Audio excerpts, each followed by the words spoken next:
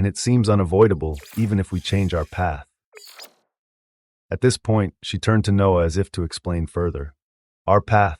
If we were to separate, it seems I would be able to escape whatever is coming as it seems to be honed in on you. But don't worry, I won't abandon you just yet, Osmont. She smiled brilliantly at such words as, even though she affirmed danger was coming towards Noah and she would simply be implicated, the option of leaving wasn't even a possibility as the initiative stuck together. They needed to be a cohesive unit in the future to come if the possible weavings of paths absent from damnation were to ever arrive.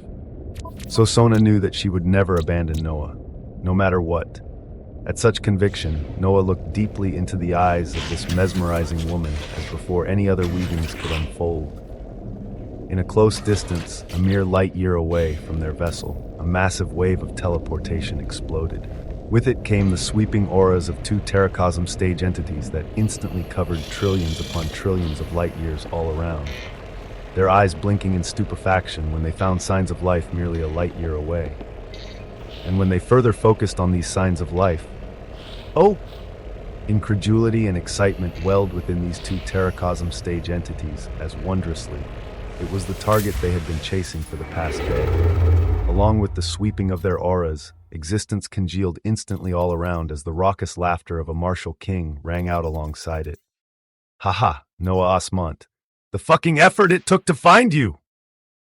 Noah's gaze became stern as he and Sona rose on their vessel. He looked ahead and recognized some faces as behind the terrifying auras of two terracosm stage entities. There was a legion he had just recently clashed with that included Knight Akalusia and Knight Palmino.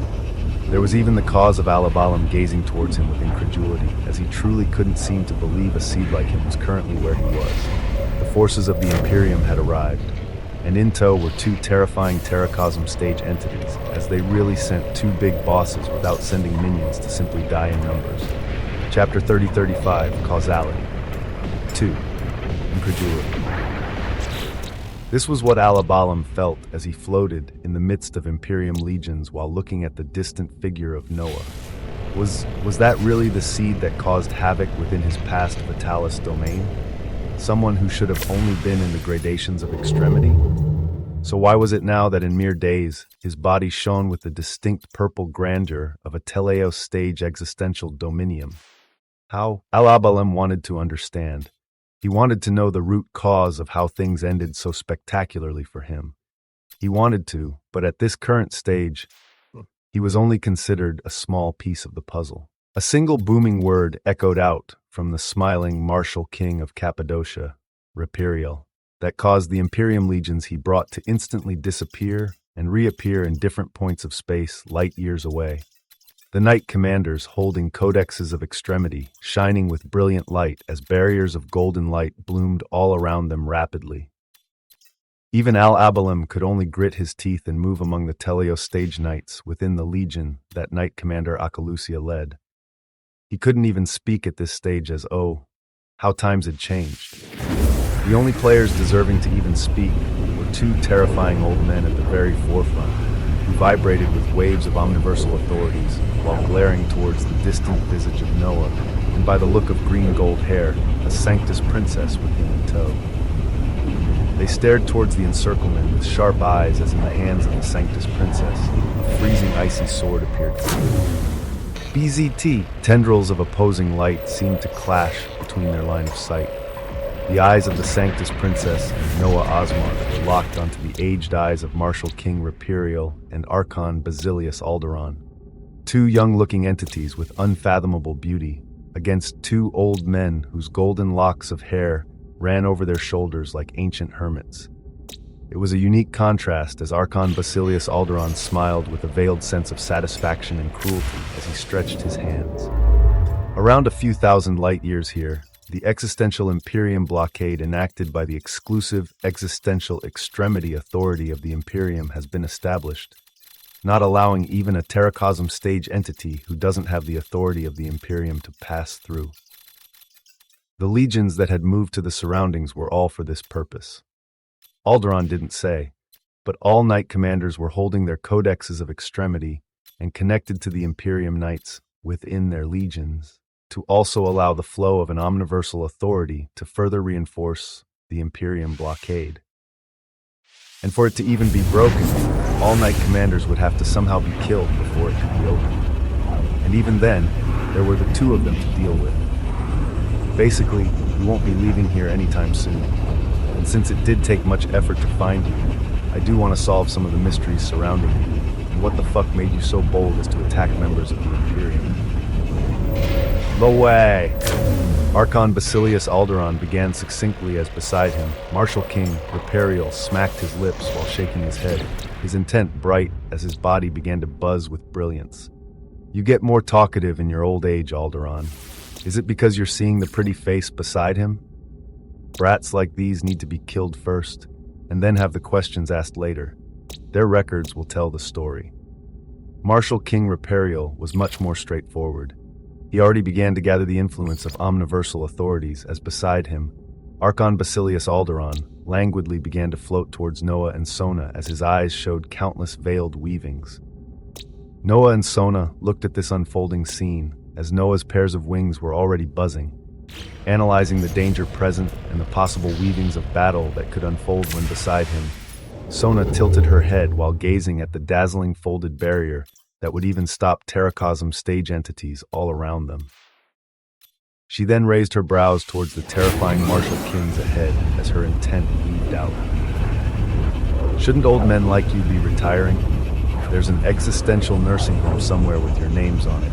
Going around the Omniverse like this should be beneath you. As she spoke, her body began to pulse as she raised the icy sword in her hands, golden tendrils of dignity blooming out as this time they were supremely fast.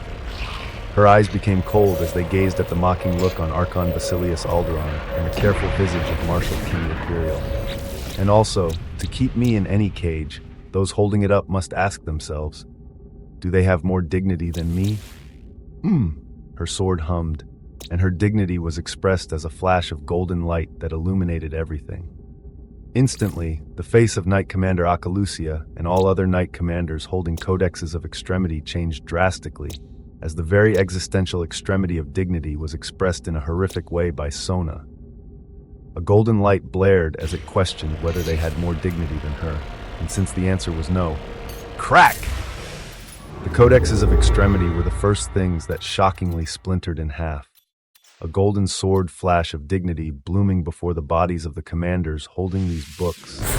Instantly, their dominiums were bisected. It happened in the span of an instant. The brilliant golden blockade, supported by the exclusive existential extremity authority of the Imperium, began to distort and fade away soon after.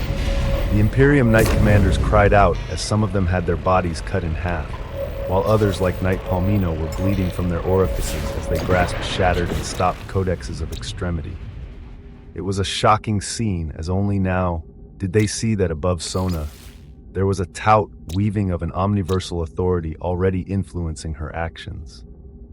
Her figure blazed with brilliance as she seemed distinguished across the battlefield. A single strike from her had put a dozen Teleos stage Imperium commanders out of business, and she then spoke towards Noah beside her as her words caused him to question if he heard correctly. All right, big guy, you take on those two old men and I'll clear up the Legion cronies. One of them can't seem to stop looking me up and down. You have to protect me if I'm to be your possession, yes? She blinked calmly as she spoke in this absolutely deadly situation. Far ahead of them, their enemies reacted even more strongly as the visage of the golden-haired Archon Basilius Alderaan had his eyes wide and his nostrils flaring as his eyes existentially locked onto Sona's visage, his intent weaving out. Oh fuck, Reparial, I want her. Gazing at the astounding scene of all Imperium Knight Commanders and their codexes cut down with the barrier even capable of blocking Terracosm stage entities cut down, the first intent to leave Archon Basilius Alderaan's mouth was a vile one. Chapter 3036, Causality. Archon Basilius Alderaan had a vile character very few knew about. He managed many existential domains as the legacy of Alderaan was a grand one. Marshal King Reparial knew very well about his tendencies. As the moment Alderaan spoke his vile intent out, Reparial's intent weaved out. Put in some effort if you want her, she seems to be a difficult one. The words seemed like a challenge, as in the next moment, Alderon's visage released an overwhelming aura of golden brilliance. The might of a true terracosm stage entity unfurled, as when it came to this stage, it was hard to ascertain one's power within it. The gulf across the dominium skies of this stage was so wide that someone at its entry point to be oppressed by the mere pressure of someone at its end stages. And one wouldn't be the wiser on exactly where in the stage of progression a terracosm stage entity was until they revealed their power. Noah analyzed and understood this all very closely. He sensed the power emanating from the two terrifying entities ahead, as truly his dominium didn't yet match theirs in power, as in this, he was trailing behind. But he did have his concepts, his extremes, and his records. But most of all, he had the existential Invictus Dominium wings, the progression of the Primordium core, where he had stored a dense number of Dominium rules simply waiting to be unleashed freely without cost. And he also had his own reserves of existential authority, and the reserves of authority of the Invictus Dominium wings to rely on. And then, of course, there was the weight of his infinite, existential, omniversal seed he could apply to his attacks. But in the face of sheer power, would it be enough? His enemies didn't even give him a chance, nor did he have the chance to analyze countless weavings within an instant. They also moved within the span of an instant, as heavy tendrils of existential extremity authorities erupted from both of the terracosm entities, while complex weavings of omniversal authorities descended on their bodies. And at such a moment, Noah's Invictus Dominium wings once more buzzed. The Invictus Dominium wings stand as an organ that represents one who is unconquerable and undefeatable. When a weaving unfolds, posing any danger directed towards you, the Invictus Dominium wings breaks down and analyzes what is coming your way to allow you to best react against it and ensure victory. In the flash of an instant, he saw many things. From the body of Marshal King Rapirial, he saw the flash of gold as above his head. A dense set of words appeared. Backed by the influence of an omniversal authority, the concept of domination seeks to assert its extreme on two targets, you and Sona, rendering your extremes void so long as any part of your dominium is dominated. Such words and more rose above Rapirial as the Archon Basilius Alderon even closer to them. Backed by the influence of an omniversal authority, the concept of Hypnos seeks to assert its extreme on a single target, Sona.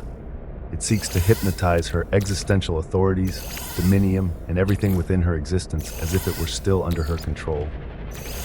It seeks to assert that Alderon is actually a dear and trusted knight of Sona, somebody who has been with her for eons. A golden aura of domination from Marshal King Rapirial. A pinkish aura of maleficence rose around Alderon and surged out rapidly. Each of them carried a heavy weight, as they had the influence of omniversal authorities flowing along with them, where even if another weaker entity had concepts grander than these, stopping their advancement was going to be nearly impossible. But, you got it? The intent of Sona beside him rang in his mind as she was ready to move at any time. Noah's eyes became sharp as his reply was his own actions. So what if they were terracosm stage entities? It was still merely terracosm. His Invictus Dominium wings buzzed as the Dominium rules lying dormant within them began to be released one after another. The Dominium rule of tyranny questions, who said an attack could bypass it? The Dominium rule of quintessence asserts that nothing that isn't quintessential can bypass it. The extremity of the protagonist questions, whether the attacks directed against you were released by characters of a high enough caliber. In your grand fable, do they even deserve a few pages? The extremity of fables borrows swathes of existential extremity authority. The extremity of fable seeks to assert the reality that the enemies before you never held the chance to affect your fable. One dominium rule after another was enacted as for Noah. Many prompts rose. For others, they only saw Noah's visage flash with intermittent lights, before suddenly, vast arrays of distortions of reality began to unfold. A massive purple throne appeared behind him, and released a protective light all around. A colorless, nine-pupiled crystal rose up above everyone and began shining its colorless brilliance. And then waves of golden brilliance began to show one after another as an illusory golden book formed above, its pages shining as if it were writing a grand fable, as within some of its pages it was seeking to erase some names. Everything was filled with tantalizing existential extremity authorities. As to top it all off, the one responsible had his wings shining brilliantly as they already connected to an omniversal authority, already borrowing its influence. It was why in the next moment, boom, a heavy impact of extremes seeking to assert their influence exploded out. Sha! And the dust was cleared within an instant as the pinkish, malevolent light around Alderaan was repressed around his body. And the golden light of domination had its glow stopped and could not proceed within close proximity to Noah and Sona. It was a shocking scene of defiance, as through spamming multiple Dominium rules that sought to alter reality to his will, Noah actually withstood the attacks of those much more powerful than him. Ho? And the eyes of Marshal King Reperial twinkled. Wow! Alderaan actually clapped his hands as he seemed to find the situation more entertaining. His intent was about to weave out once more when... Bizit. His eyes instantly dilated as he contorted his neck to move his head to the right instantly. Where his head used to be... Essay! Was the sharp tip of a sword shining with blazing psychros that would have frozen his very dominium. Behind it, the hands of Sona shone with glorious splendor as somehow she had almost sniped the head of a Terracosm stage entity. Her dazzling eyes squinted as she began to disappear while her intent weaved out. A shame. And towards her actions and the sense of danger they actually brought him, Alderaan actually became stern while his existence exploded with pink light. A shame indeed, you shouldn't have ever come close to me. Boom! An eruption of even grander waves of existential authority bloomed in a chaotic battlefield, where for the first time, Noah was actually standing and fighting against Terracosm stage entities. Chapter 3037, Causality. IV. With age came wisdom, with age came power. Such weavings remain true for the most part in life. They remain true for Marshal King Reperial and Archon Basilius Alderaan, no matter how twisted either of their characters may be. A deep smile bloomed on Alderaan as he stared at the disappearing figure of Sona while speaking out. Dominium curse. A Dominium rule spread out in a flash. It tinged the visage of Sona just barely, but this was enough. Her figure reappeared beside Noah as she instantly stared above, seeing an illusory marking floating above her head with a devilish purple-black light. It was a purple, flaming obsidian skull that began to bite down and devour any existential authority, a sea of thick obsidian liquid sloshing behind it, crashing down as it sought to encase everything in the existential extremity authority of curses. Wah! Noah's figure instantly appeared above Sona as his hand thrust out, a cluster of Dominium rules booming out as behind him. A dazzling blue sea of planes of existence formed. Each one was more dazzling than the last, as they carried with them the endless expanse of infinity. Infinity questions the extremity of curses. How does its vile authority compare to its endless expanse? The cerulean sea of planes of existences ballooned up to swallow the obsidian purple sea of curses. It was supported by other Dominion rules as it trembled with interminable splendor between its brilliance. S.A.! The icy sword of Sona struck out as she uttered, while frost leaped from her red lips. Glacial dignity, a dignity that froze and shattered all things. It erupted from the tip of Sona's sword, merging with the endless sea. Noah threw out as in the next instant, everything above them shattered into stellar shards of white blue. The existential extremity authority of curses was wiped out into oblivion, but in the next moment, you youngsters are still wet behind the fucking ears. Boom! Marshal King Reperial instantly appeared behind Noah as he swung his hand like a whip, while Archon Basilius Alderaan appeared to the left of Sona with his hands forming constant symbols, a pink cloud blooming from him as the existential extremity authority of carnality erupted. It was a high-paced battle. One wrong move, one delay in overcoming the extreme of another person, and the whole tide of battle would shift instantly. One wrong move, and everything could be decided. At such a moment, Sona's eyes fluttered as her sword instantly turned its tip towards her chest, instantly sinking into her dominium as in the next instant. Woo! A piercing white light bloomed that covered and froze everything. All bodies were frozen, even Noah's visage included. as only moments later did he and Sona begin to get free, but Martial King Rapariel and Archon Basilius Alderon remained frozen.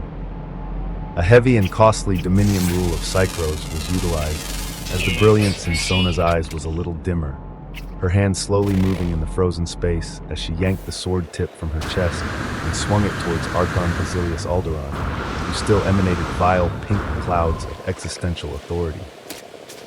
Her intent weaved out while she swung her sword down, the illusion of a massive golden sword of dignity forming behind her as she sought to sever the dominium of this being. Why are all the authorities you release so vile, old thing? Boom! Her icy sword, bathed in golden brilliance, was about to smash on the skull of Alderon when, in the frozen state, a burst of pinking light erupted as the neck of this entity twisted unnaturally, and his mouth opened wide as in the next moment, his pristine white teeth clamped down on the descending sword, dense pink shields of existential light covering everything, as three omniversal authorities expressed their influence above this being simultaneously. His eyes shone with malice and vile brilliance as he laughed while the sword buzzed in his teeth. Haha, I won't lie to you. At my level of power, and as eons pass, I've only found myself enjoying eating and fucking, thus my authorities are geared towards this. Fruits of existence are the tastiest, and captured Sanctus princesses and even omniversal pillagers. Man, do you all give me a rush. Distasteful words were uttered out as the teeth of this entity bit down, and the sword in Sona's hand was shockingly shattered. Boo! His body then began to pulse with a pinkish-purple light that turned into a liquefied solid slime-like material, tentacles erupting out a moment later. Sona's gorgeous visage shook its head at such a scene as she released the hilt of her broken sword, her palms coming to meet in front of her chest as dazzling golden wings of dignity erupted from her back, the scripture of S on her forehead beginning to shine radiantly. Her bright eyes held utmost distaste as her intent weaved out. You're a genuine dirty old man? Shit, you're gonna have to die today. Brilliance unfolded. Beside Sona, Noah's right hand clashed with the massive hand of Martial King Rapariel as his whole body trembled, a multicolored light beginning to cover him as the brilliance of the infinite existential omniversal seed started to spread from him. He looked into the eyes of the Terracosm stage entity right before him as behind his back and on his feet, the Invictus Dominium wings began to buzz. He wanted to play with causality. The moment this thought arose, his wings began to buzz as he wondered, what thing had the highest probability of happening that he could bring to fruition? What thing could be brought forward in the next instant to allow some leeway in this heavy battle where their enemies were truly not just some run-of-the-mill extras? The existential extremity authority of the protagonist blares with brilliance and states that no matter how vibrant an extra is, it is still an extra that cannot outshine the protagonist. A possibility of a possible causality blooms within the weavings of the protagonist. Chapter 3038, Causality 5. The battle was an intense one. While utilizing many of the means available to him, Noah was only able to rebuff against the terrifying enemies as neither were seriously damaged or injured. In the surroundings, the Teleo stage Knight commanders that had survived against the deadly attack from Sona had gathered the Imperium Knight Legion as they now moved in a formation, weaving all of their power together as they also prepared to attack. And then there was this Martial King Rapariel before him who, thinking about so many things in the middle of battle, are you? What gives you such confidence, little guy? His body blazed gold as his skin entirely took on this color, the exclusive existential extremity authority of the Imperium fully cascading over his visage.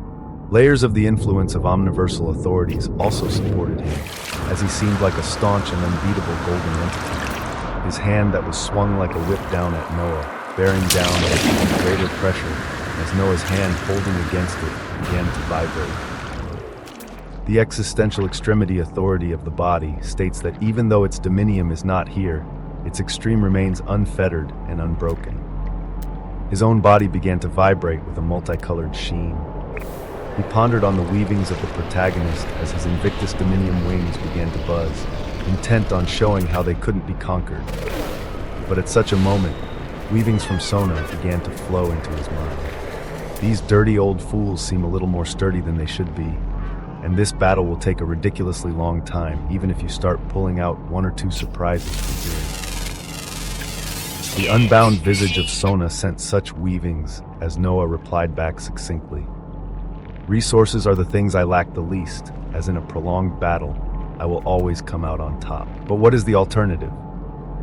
Their intents exchanged within the span of an instant, as their enemies were bound to respond in the next moment.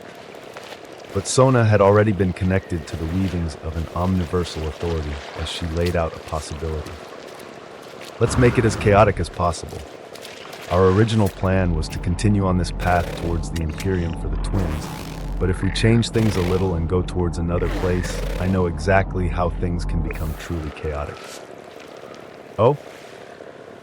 Even though they couldn't read facial expressions in this span of an instant, Noah felt like he could see the lips of Sona curve into a smile as she voiced out. The next one that is set to join the initiative, the Omniversal Pillager. They are not alone at this moment and are in a somewhat precarious location, and thus I placed them second on the list. But if we go to where they are right now, it would be the perfect stage to erase these dirty old fools. The only issue becomes in getting there, as it truly is a vast distance. Do you have any ideas? It was as if she knew Noah should have the answer, but she wasn't too sure as she asked. Listening to her weavings, Noah's eyes flashed with quintessence as he looked at multiple probabilities. And his wings buzzed even more as within him, the weavings of the protagonist began to alter their initial path. A few pieces of the puzzle began to fall as Noah asked lightly, "What is the precarious location of our target omniversal pillager?" The moment his intent finished, he received the weavings of a place in the distant corner of the endless omniverse, hidden within veils of extremes, and further veiled with the chaotic weavings of omniversal authorities. A place very few set their feet in, as it was within the areas under the control of the omniversal pillagers. The nest of turbidity. Are you able to get us there? There will be opportunities amidst the chaos. The nest of turbidity. A pocket within the expanse of the omniverse containing omniversal pillagers. Eventually, Noah and Sona would have made their way there. And now that this event was brought up in advance, the probability of them being there was even higher. But was it a high enough probability to distort existential causality? Noah's wings began to buzz in an answer. A deeply purple hue began to spread as the eyes of Marshal King Reperio became stern, turning to focus on the wings behind Noah's back and feet as his pupils dilated as if he discovered something. His hand that was swung down began to rise up as at such a time, Noah's own hand clamped down like an unbreakable construct. Behind him, Sona came and embraced his back with a smile as icy tendrils of light locked onto the obsidian purple tentacles being released from Archon Basilius Alderon, and at such a moment, woo! Noah's wings flashed brilliantly as they seemed to cover everything visible to the naked eye, a brilliant light covering not just their four figures, but even the Teleos stage knight legions far away as in an instant, they all disappeared. Immense silence descended in this region of the omniverse. Existential causality was twisted and distorted in a shocking fashion as Noah forcefully took himself and multiple other parties, willing and unwilling, towards a place even he had never been to. But he would have eventually been to this place sometime in the future. So causality became twisted. Space, time, existence, and records warped. Multiple entities were shuttled across the omniverse amidst a blinding light of purple radiance. And as soon as this radiance died down, a booming voice echoed out even before any wills could fully ascertain where they were now. Haha! An omniversal organ. This kid has actually already developed an omniversal organ. This key. The booming intent of Marshal King Reperio came to a halt. This was because his will had spread out and captured their surroundings. Amidst the explosion of his voice, multiple titanic eyes, shining with terror-inducing radiance, became locked onto their figures. They were the eyes representative of a single group of entities across the omniverse. And among those in this region, 3 massive ones shimmered with the radiance of the Terracosm stage. It was many sets of eyes that landed on Noah and others at this moment. The eyes of omniversal pillagers in what was known as the Nest of Turbidity.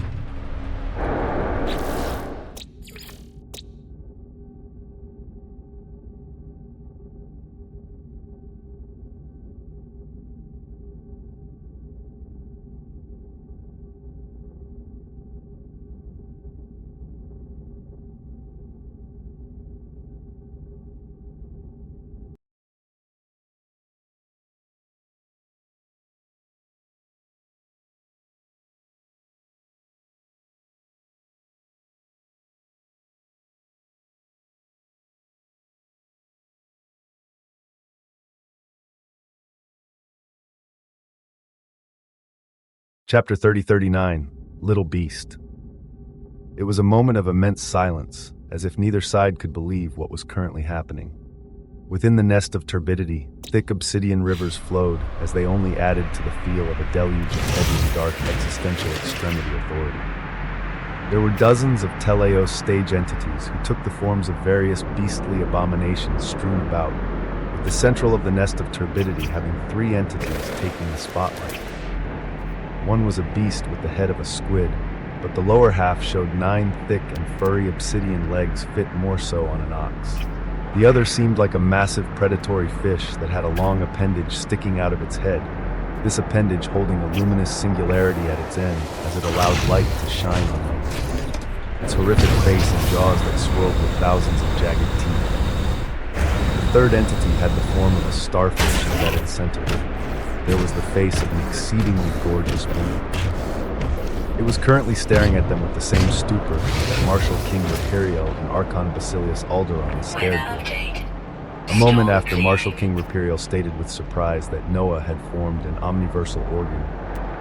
And in such a shocked stare-down, the eyes of Sona, who was tightly hugging Noah's back during the teleportation, gazed around shiftily as if she was looking for something. The 3 terrifying Terracosm stage omniversal pillagers didn't even seem to enter her eyes, as after she swirled her head multiple times, her eyes finally came to lock onto a certain spot. A spot that had no other omniversal pillagers, but there was a small round creature that had black and white fur shining with stellar brilliance. It had 2 wide eyes and a small mouth, the eyes shining with red-black pupils that shone of innocence and ingenuity. It seemed to be blinking in surprise right now at what was occurring, just as all others, when all of a sudden, Noah's voice rang out as it acted like a scorching spark. It didn't even originate from him, as it seemed to emanate from the mouth of Knight Palmino, who was bunched up with other Imperium Knights in this terrible location. Our great Imperium has located the nest of omniversal pillagers. We shall eradicate all of them. The intent acted akin to a trigger. The 3 massive Terracosm stage omniversal pillagers instantly blazed with thick and tenebrous brilliance as roars boomed out. Motherfucker! Archon Basilius Alderon cursed out with distaste as his body erupted with an even more purple-black tentacles, while Marshal King Rapiriel came to gaze at Noah's visage, only to see him flashing a devilish smile as his figure disappeared in a hazy, illusory light. Boom! And chaos unfolded right after, as heavy bouts of existential extremity authority clashed. Knight Palmino Acalusia and others of the Imperium Legion roared out as a dense number of Teleos stage omniversal pillagers rushed towards them. And in all this blooming chaos, Noah and Sona's figure retracted the auras of their dominions as much as possible as the 2 of them materialized in front of the little creature Sona had locked her eyes onto. The moment they appeared, the eyes of this creature widened with curiosity, as from these eyes, one couldn't sense even an ounce of fear. In front of such a creature, Sona smiled as her intent weaved out. "Hey, little Cacalatan." She smiled as if she were speaking to a child, and the little beast in front of her became surprised and moved closer towards her in an instant. "Whoa, big sis, how do you know my name? Nobody knows that. Don't worry about that. Say, little beast, do you want to eat up everything here?" In the midst of blooming chaos behind them, and other auras locking onto them in the surroundings, Noah watched with sharp eyes as Sona actually picked up the little beast and rubbed its fur as if it were the most normal thing in existence. The little beast even seemed to like this as it smiled sheepishly while shaking its round body. "I want to, but it will never end well if I do. It's so sad, big sis." Its big eyes turned down to express its sadness at not being able to eat and devour everything as towards this. Sona raised the little beast in her hands directly in front of her face as she spoke seriously. But what if I help you? You can eat up them and all of them too." As she spoke, she pointed her face towards Marshal King Rapiriel and Archon Basilius Alderon, towards the 3 Terracosm stage omniversal pillagers and all others in the surroundings. Hearing such a proposition, the eyes of the little beast shone with a sense of excitement. "You do that, big sis?" "Yep, and the only thing you have to do is listen to me and this big boss here."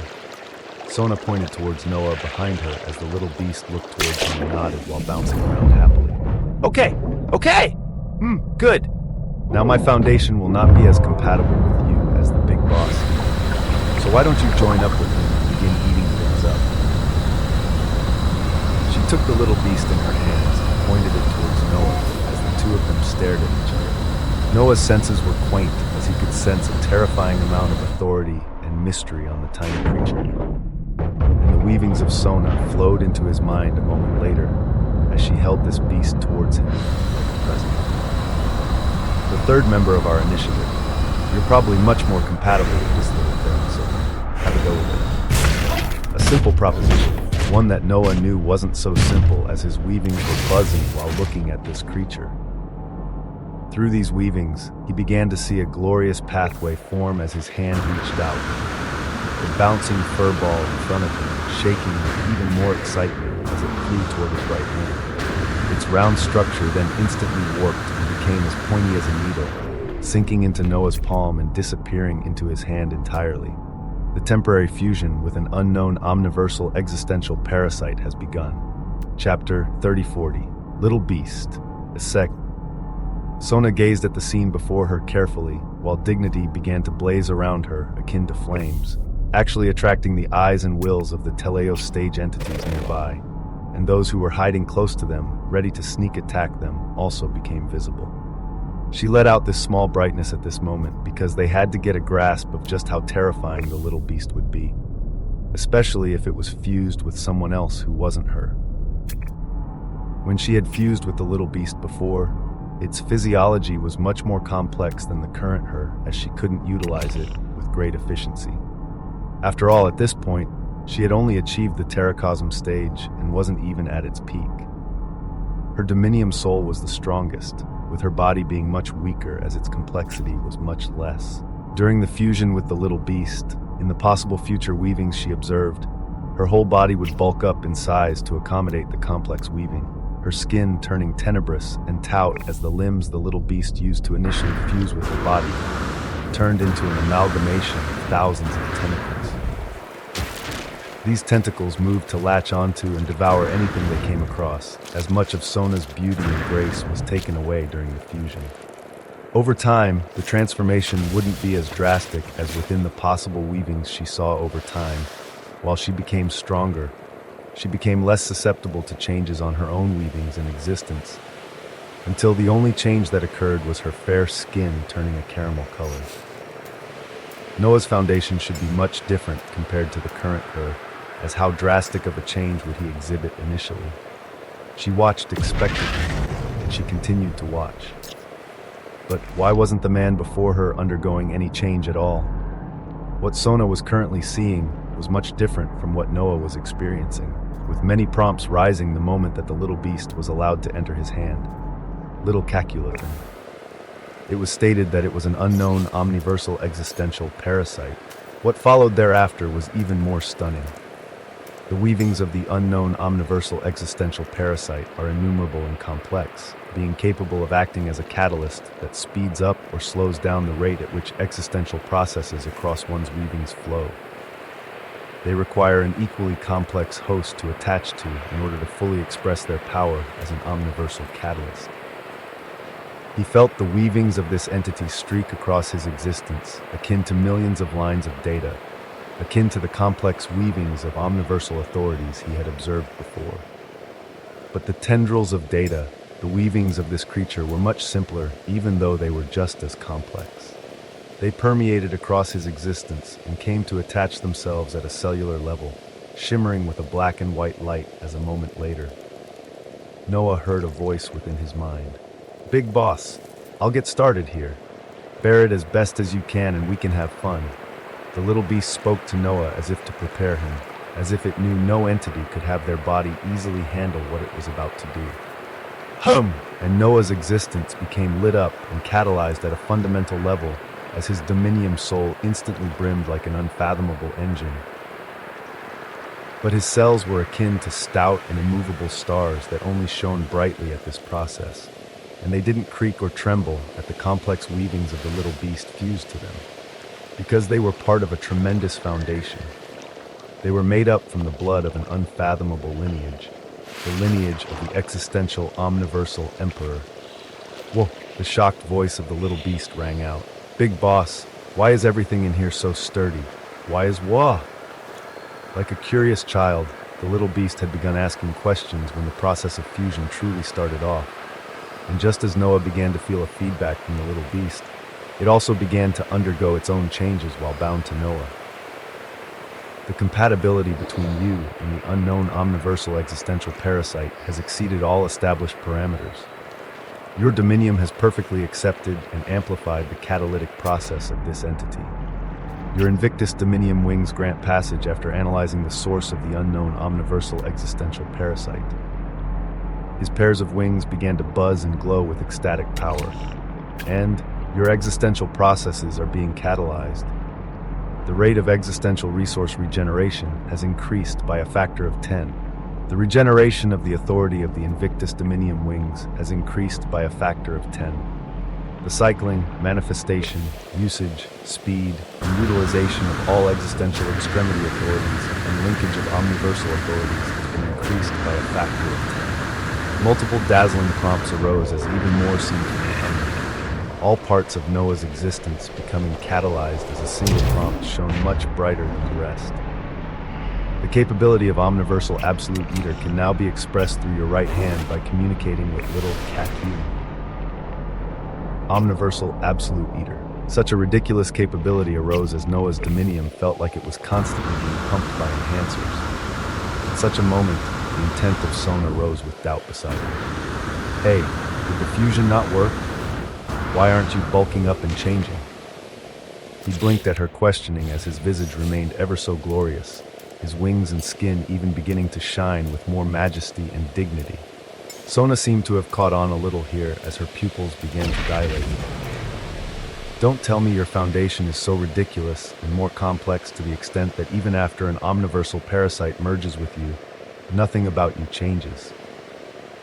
She spoke out the words doubtfully, but seeing Noah's unfettered gaze, this shockingly seemed to be the truth. So she simply smacked her red lips and nodded while motioning all around them. All right, I promised you I wouldn't froth and tremble with surprise no matter what you do. Let's have an initial test with rats all around us. She motioned at the dozens of Tilios stage omniversal pillagers that had surrounded them. Noah didn't even turn his gaze as he kept his eyes locked onto the gorgeous visage of Sona while calling out calmly, his right hand rising above at the same time. From the palm of his hand, an unholy screech boomed as in an instant, thousands of thick white and black tentacles erupted, shooting out in a circular formation and piercing the dominions of the dozens of the Telios stage, omniversal pillagers all around them as the moment they came in contact.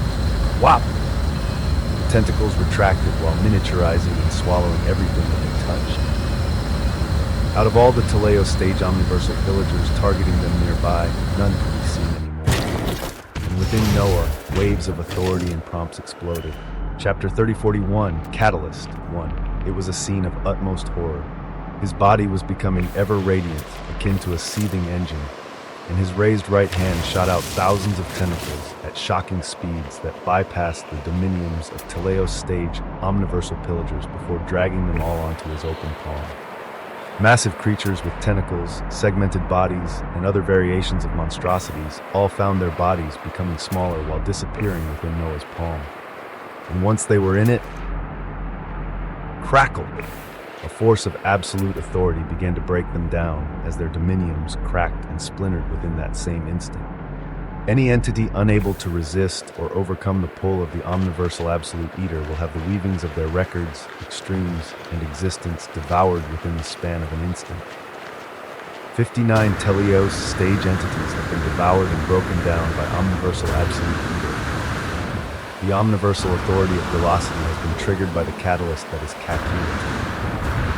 C-Tulatan is a unique parasite that has received the recognition of the omniversal authority of Gulosity. A shocking development. Noah's eyes blinked a few times to make sure he was seeing things right. But truly, he had just come across his first named omniversal authority. The omniversal authority of Gulosity. Above Noah, a blinding crimson pillar of illusory shot down and focused on his right hand, causing the weavings of existence to distort and bend, as Noah did not consciously call upon this omniversal authority. To call upon omniversal authorities, one had to utilize the very power and authority of their existential dominion, as it was taxing. It required a great deal of resources, and it strained one as they merged the weavings of their extremes to the complex computations of hundreds or thousands of existential extremity authorities within an omniversal authority. So having an omniversal authority flow down and grant its heavy influence out of its own volition was something that only truly powerful entities who were recognized by omniversal authorities due to their extremes in existence were capable of doing. The little beast was actually one such entity. Boom! The beam of crimson light illuminated Noah's hand as it pulsed a moment later. Untold waves of pure authority from all the devoured Teleo stage entities instantly becoming magnified as the omniversal authority of Gulosity imposes its influence on the devoured nutrients. The entirety of existence of all 59 nutrients and all records they had achieved over their lifetimes had been elevated by a factor of 3. In equal parts, the existence of all devoured nutrients will be sublimated into the dominiums of the host and parasite. The usage of the omniversal parasite showed itself. It could quickly devour powerful entities, and with the influence of an omniversal authority of Gulosity, it actually amplified the existence of all those devoured by a factor. In totality, Noah would get 150%, while the little beast would also obtain 150% of the existence of those devoured. And just as this authority was about to spread within Noah and little Caculatan, boo! The authorities of Lut and Quintessence shine on the devoured light of existence. Noah's extremes began to surge. The already amplified devoured nutrients have been amplified by a factor of 2. 59 Teleo stage omniversal pillagers were devoured. But after everything was over and done, it was akin to devouring 354 Teleo stage entities divided between Noah and little Caculatan. Within the span of an instant, the tendrils of little Caculatan merged with Noah's cells and spread this dense concentration of nutrients. Noah's Invictus Dominium wings, blazing heavily as visible to the naked eye, they enlarged in size just a little. And on the surface of the gorgeously purple Invictus Dominium wings, intricate and unknown scriptures began to form, and the aura surrounding Noah became immeasurably deeper. Wow, big boss, we should eat up more. You seem to be really good at eating. In a voice akin to being in a drunken stupor, the voice of little Caculatan rang out in Noah's mind, as beside him, Sona was nodding with a thoughtful look while gazing in the distance, where a chaotic battle was blooming between the two. Terracosm stage Imperium Martial Kings and 3 Terracosm stage Omniversal Pillagers, and the heavy fight of the scattered Imperium legions in the surroundings. Alright, the weavings of possible futures are aligning with a little bit more favor, so let's erase some disgusting old men from existence. Her eyes blazed with brilliance. Even though she didn't show it, she heavily disliked the comments and actions of the Archon Basilius Alderon towards her. Her hands began to buzz with brilliance as Psychros gathered to form a dazzling icy sword, her left hand shining with a brilliant golden light as a blazing sword of golden dignity formed within it. Beside her, Noah's wings buzzed as they were about to join the chaotic battle ahead, when at this time the wily visage of Archon Basilius Alderon gazed towards their direction with sharp eyes as he rebuffed the massive starfish-shaped omniversal pillager, his intent then booming out all around. Those youngsters over there are our enemies who brought us all here to cause chaos, likely waiting for a chance where us two or you three are exhausted or killing each other before they reap the rewards. Why don't we kill them first, and then we can continue this battle? Sona's pupils dilated. Why was this disgusting old man so good? The wills of the 3 Terracosm stage omniversal pillagers pulsed as these entities were not foolish ones, their gazes beginning to turn this way as before anything else could progress.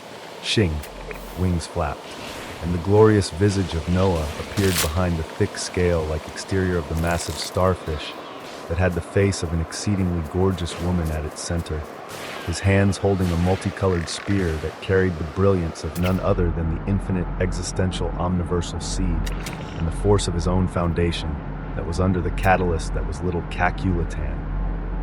Boom! An impact that even caused the ears of the Terracosm stage entities to buzz resounded, along with the intent of the Weaver of Extremity meant to continue to muddy the waters. You're right, Archon Bacillus Alderon, these insects will believe anything. Words to implicate them and place them in the same camp. Along with it, the roar of Omniversal Pillager reverberated out. Chapter 3042, Catalyst, a SIG, Omniversal Pillager. It was a unique distinction that was given to entities that many believed to have originated outside of the Omniverse. There were also just as many beings who believed that the Omniversal Pillagers were born within the weavings of the endless Omniverse, that apart from this Omniverse, there could be nothing else out there. But the one unique thing was the fact that the Omniversal Pillagers thrived on devouring existential domains and the dominiums of others. And due to this or a variety of other factors, Omniversal Pillagers were capable of influencing and connecting to Omniversal authorities much faster and more efficiently. Their bodies were normally massive in size and took on monstrous forms, with the regions they inhabited being where most instability resided. Their attacks were random and without any set strategy, with there being immense fear towards any leader that may be controlling the Omniversal Pillagers. If placed side by side and compared to other life forms across existence, it was ascertained that Omniversal Pillagers were more powerful and much harder to kill. Noah found out about this truth firsthand. Boom! The entire weight and weavings of multiple existential extremity authorities that the infinite existential Omniversal seed had elevated. All of this smashed onto the posterior of the murky obsidian purple starfish with a woman's face. And yet all it did was shatter a thick veil of the existential extremity authority of digestion. And just as his spear was about to pierce until its jelly-like skin, he had to pull it back as the weavings of digestion returned and even flourished around this entity, backed by an omniversal authority as it was trying to gnaw and eat up the dazzling spear in his hands. No single Terracosm stage entity was easy to defeat and destroy, this reality being affirmed again and again as right after his attack, Noah was faced with the eruption of trillions of miniature starfish-shaped obsidian singularities gushing from the back of the Omniversal Pillager. It was filled with a heavy extreme that wanted to break down and digest everything. But towards such a terrifying authority, Omniversal Absolute Eater! Noah thrust his right hand out as his palm opened a smiling mouth with stellar white teeth, the jaws opening wide and acting akin to a funnel that drew in and devoured all of the incoming trillions of miniature starfish singularities. And such a reality continued to unfold until all of this tenebrous authority was pulled into Noah's palm.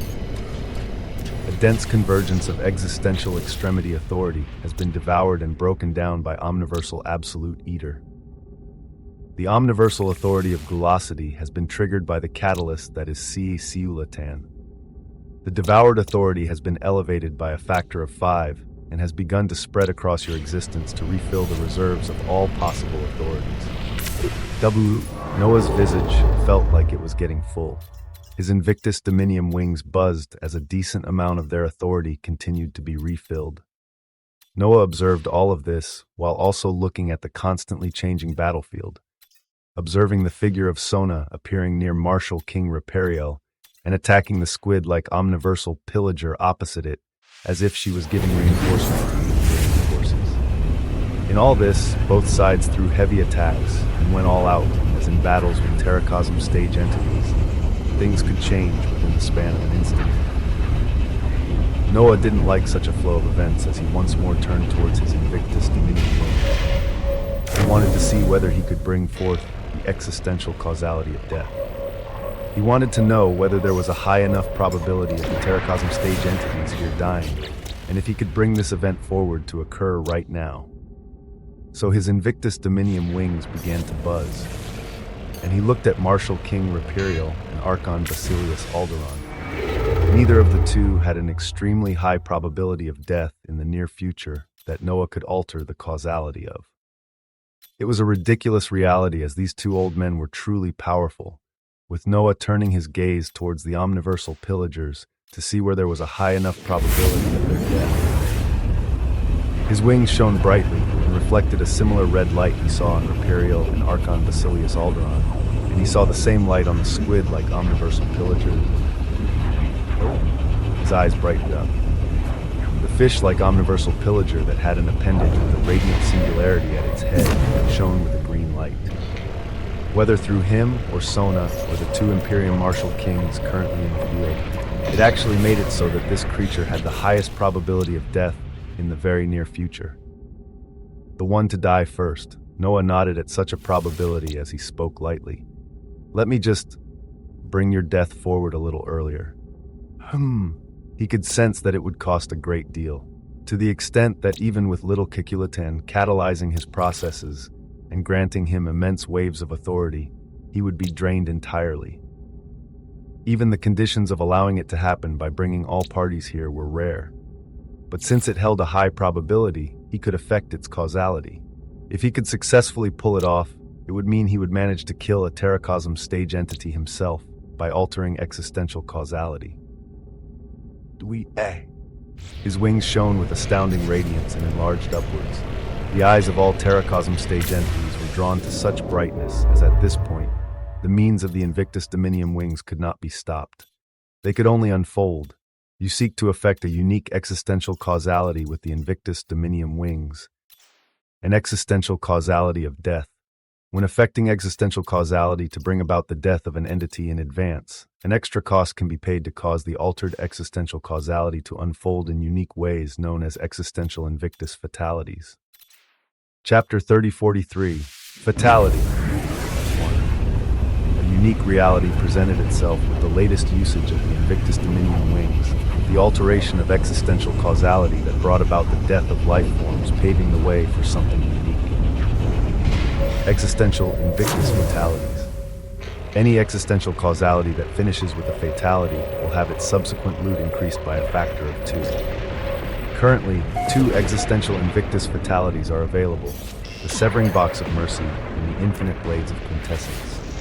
A unique world of possibilities opened as with a glimmer of brilliance, Noah uttered out. The Infinite Blades of Quintessence. The wings on his feet and back buzzed. Among the wills of the multiple Terracosm stage entities here, the fish-like Omniversal Pillager with a bright appendage felt its dominium constrict as an infallible and undeniable sense of death made its descent. The existential causality of death has been brought forward for Ringcactus Desmond. The name of the Omniversal Pillager was uttered as along with it, a brilliant, colorless, and blue hue began to blaze above it. The existential Invictus fatality of Infinite Blades of Quintessence has been deemed for Ringcactus Desmond. He wasn't directly attacking it. He didn't exceed its defensive parameters or overcome its existential extremity authorities backed by omniversal authorities. He was simply bringing forward an action with the highest probability that was bound to happen in the future. He was simply playing with cause and effect, with existential causality. Such a power caused Noah to take a brief moment of reflection on the terrifying capabilities that entities could have out there. And the reason for his was the omniversal organ that was born from his own unique pathway that he forged with his dominium. His Invictus Dominion wings that called for one to become impossible. And after his brief reflection, he saw the dazzling scene of the first fatality unfold. It all happened within the span of an instant, as nobody could alter its result. In the distance, the eyes of Sona shone brightly as she and all others observed. A dazzling blue sword twice as big as the Ringcactus appeared, swinging down from above, akin to an undeniable sword of judgment. Woo! The Ringcactus bellowed out as existential extremity authorities and the influence of omniversal authorities gathered around it, but Shing! The sword swung down and ignored all of these authorities as if they didn't exist. After all, it wasn't an attack against authorities. It was simply a future being brought forward in advance. In a shocking unfolding of reality, the head of the Ringcactus was cleanly bisected. It didn't seem real. It didn't seem feasible. But the massive head of the Ringcactus was operated from its head and pulled down below, where a dazzling, colorless singularity suddenly gleamed as the head was pulled into it and disappeared. Thereafter, thousands of massive blue blades appeared around the remaining fish like body of the cactus and chopped down with fervor, bisecting all parts of its body constantly, as if this entity was on a platter. Essay! Say! The blades didn't stop chopping until its body turned into silver. They continued further until everything about its body and demeanor turned into shimmering blobs of blood that exploded a moment later. And everything contained within this explosion redirected itself towards the man responsible. His right hand thrust out as jaws opened on his palm and devoured his enemy. Everything that used to be a Terracosm stage omniversal pillager. And uniquely, his left hand was also thrust out, a colorless singularity looming around it as the bisected head of the ring cactus that had disappeared could now be seen in his hand. He grasped on the cylindrical appendage leading to the glowing light on this entity, that at this time had turned entirely dim. Noah floated there, holding the decapitated head of a Terracosm stage entity, as if he were a grand champion that had claimed his victory. The Archon Basilius Alderon and Martial King Rapiriel stared at him with eyes showing disbelief. The starfish and squid-shaped omniversal pillagers stared at him blankly, as if they couldn't believe what had just occurred. Undoubtedly, all eyes on this chaotic battlefield turned towards Noah, but he wasn't the least bit afraid, because power-ups during battles were where he was quintessential at. And the death of a Terracosm stage entity that he would now devour and even amplify its existence, he would assimilate with little calculating. This would grant a boost that nobody on this battlefield but him understood. It would make it so that he would no longer be on par or even struggling against these Terracosm stage entities before him. At least, these were the weavings of his thoughts. With the fatality completed, tentacles erupted from his right hand and swallowed the massive head he was holding onto entirely, prompts beginning to bloom as many eyes remained on him. A quintessential achievement. The existential Invictus fatality of the infinite blades of quintessence was successfully brought to fruition. Prompts had begun to flourish while little Caculatan and his own existence began to tremble with interminable fervor. But at the same time, the roars of omniversal pillagers rang out as alongside Martial King Rapiriel and Archon Basilius Alderon, the blazing auras of 4 Terracosm stage entities instantly abandoned everything and surged towards him alone. The moment this occurred, a sigh was heard as the visage of Sona appeared in front of Noah. You know how to become the center of attention. As she spoke, her adornments began to burn as an entirely flaming icy white battle dress bloomed on her body. She seemed to have thought about something deep as she felt the blazing auras of 4 Terracosm stage entities coming in from behind, and she moved forward while her intent weaved out. Hold on to something for me real quick. She came in front of Noah with a sense of decisiveness and determination, taking his right hand and bringing it towards her chest. Be delicate with it. With such words, she took his hand and pierced her own chest, bringing it towards her beating heart. Chapter 3044, Fatality. 2. His hand pierced her chest, right between her blessed breasts, as it was leaning more towards the left side. The flaming white battle dress blazed with icy light around her, as Noah squinted his eyes while locking onto the pupils of Sona. Seeing 4 Terracosm stage entities surging towards him after he inexplicably eradicated one, she likely thought he was in a precarious situation as she forced herself to resort to something that could overcome this. She led his hand towards her beating heart, her intent moving to have his hand wrap around it before... Squelch! She rapidly pulled her body backward, and Noah's hand contained in it a heart. It was pure gold in color, seeming like a crystalline heart shaded with a beautiful halcyon luster. The veins and arteries connecting it to the rest of the body seemed cleanly cleaved off. With the chest of Sona closing up and healing right away as right after, a terrifying aura began to build around her. I've given you my heart.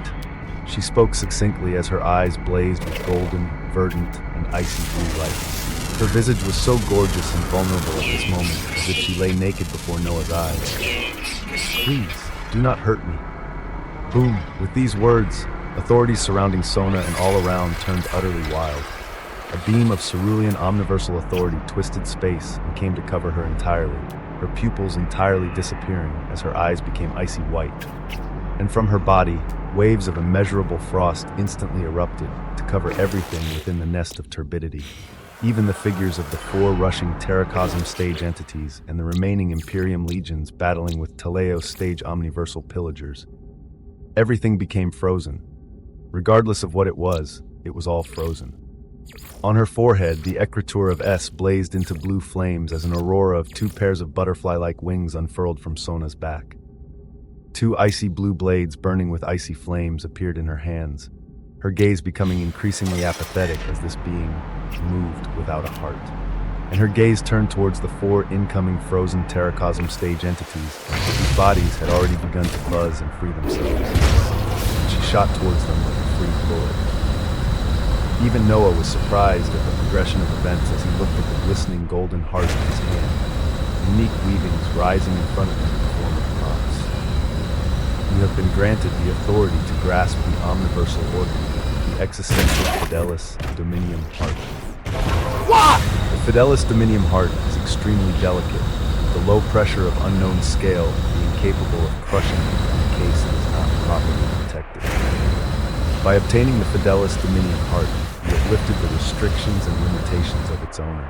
If you so choose to devour the Fidelis Dominium Heart, you will attain authority potent enough to allow you to scale past the Terracosm stage, attain the recognition of greater omniversal authority, and form a random omniversal organ within your body. Fucking hell. Noah could help but gaze at the figure of Sona that had given him such an object. Who could she trust to ever give such a thing to hold? Were it anyone else but Noah, he didn't doubt they would devour it right away for the things it promised. Along with all of this were restrictions and limitations. Some beings took such concepts towards utterly ridiculous levels. The omniversal organ in Noah's hand actually acted as a limiter, and now that it was released, just how terrifying had Sona become? Noah had this future weaving to understand. But while holding on to a ridiculously delicate omniversal organ, there was also a vast array of prompts raining down because of the existence of a Terracosm stage entity he just devoured. So his eyes flashed as he took the golden heart in his hand and placed it towards his own chest, a brilliant light releasing from him as it carefully took this heart into Noah's dominium soul. Then he gazed at the shocking changes about to unfold within him in this small period where everything was frozen by Sona. The entity granted death through existential causality did not have their existence analyzed, and thus no illusory weaving was created. The devoured and amplified existence of Rincactus through the existential invictus fatality of infinite blades of quintessence, and further amplification by the boons of little Caculatan, is being analyzed and assimilated into your dominium concurrently in order to bring to fruition its illusory weavings. Because the analysis is occurring on the amplified existence of Rincactus, the illusory weaving born will be of this quality of existence, and not the lesser quality of the original Rincactus itself. A bonus reality came as Noah felt a terrifying illusory weaving forming within his dominium that at this moment was akin to a dried sea, starved of any authority after what he had just done, and yet sensing the unbounded excitement of little Caculatan and its connections with his dominium wasn't going to be dry for much longer. Boom. The amplified existence of Rincactus is being assimilated into your dominion. Little Cacn amplified the existence, and then Loot, supported by all his other extremes, further amplified the devoured existence. The Invictus Dominion wings shone brilliantly, the color purple becoming even denser as from this organ, tendrils of purple light began to bloom. Tendrils that caused space to twist and distort as they seemed to be pulling upon omniversal authorities. The amplified existence, dominium, records, all the weavings of a Terracosm stage entity are being assimilated into your dominion as you rapidly scale across the Invictus stage. The existential omniversal organ has advanced even further. The Invictus Dominium wings reach out towards the endless omniverse for the recognition of an omniversal authority. What? Those in the existential dominion realm traversed across multiple stages. At the Teleos stage in Terracosm, some may begin to pull upon and influence omniversal authorities to aid the power of their existence in the extreme. Very rarely, There were those who had the recognition of an omniversal authority. They didn't need to exhaust their dominion to call upon an omniversal authority. They always had it by their side. At this moment, Noah's omniversal organ advanced ever further from the fuel of a terracosm stage entity and spread out tendrils of light to attain the recognition of an omniversal authority. Chapter 3045, A Little Broken One, Obscene. This was how the authority and power of others could be. Something even more obscene in the existential dominium realm was one's link to omniversal authorities. Some people knew much more than others regarding how unique this link could be, with Sona being among those who were very knowledgeable. As she arrived before the frozen bodies of terracosm stage entities, her will caught on to the glorious scene of Noah's omniversal organ radiating tendrils of light upward, tendrils of light that were seeking to pull on omniversal authority. This was the man she had just given her heart to, her own omniversal organ. Since she gave it away, not once did she look back to observe whether Noah had a sense of greed that won when he looked at her golden heart. After all, eating it granted one shocking boons. Even though Weavings told her he wasn't like that, could one ever be entirely sure? At the depths of her heart, a small part of her asked what if. But no, she could feel her heart entirely safe this whole time. Very well, her thoughts were linear and without blemishes. I'll put in my all. She instantly arrived before the figure of Archon Basilius Alderon, who had just managed to free 90% of his body when both the icy sword in her hands swung down. Alderon bellowed out grandly as the existential extremity authority of lust erupted with a protective pink cloud of light, but the force Sona wielded currently was too powerful. Waves of psychros emanated in waves all around her as they slowed down even the circulation and utilization of authorities. The cloud of pink barely formed. SAA!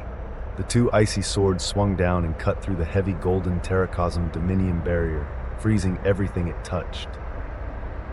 Boom!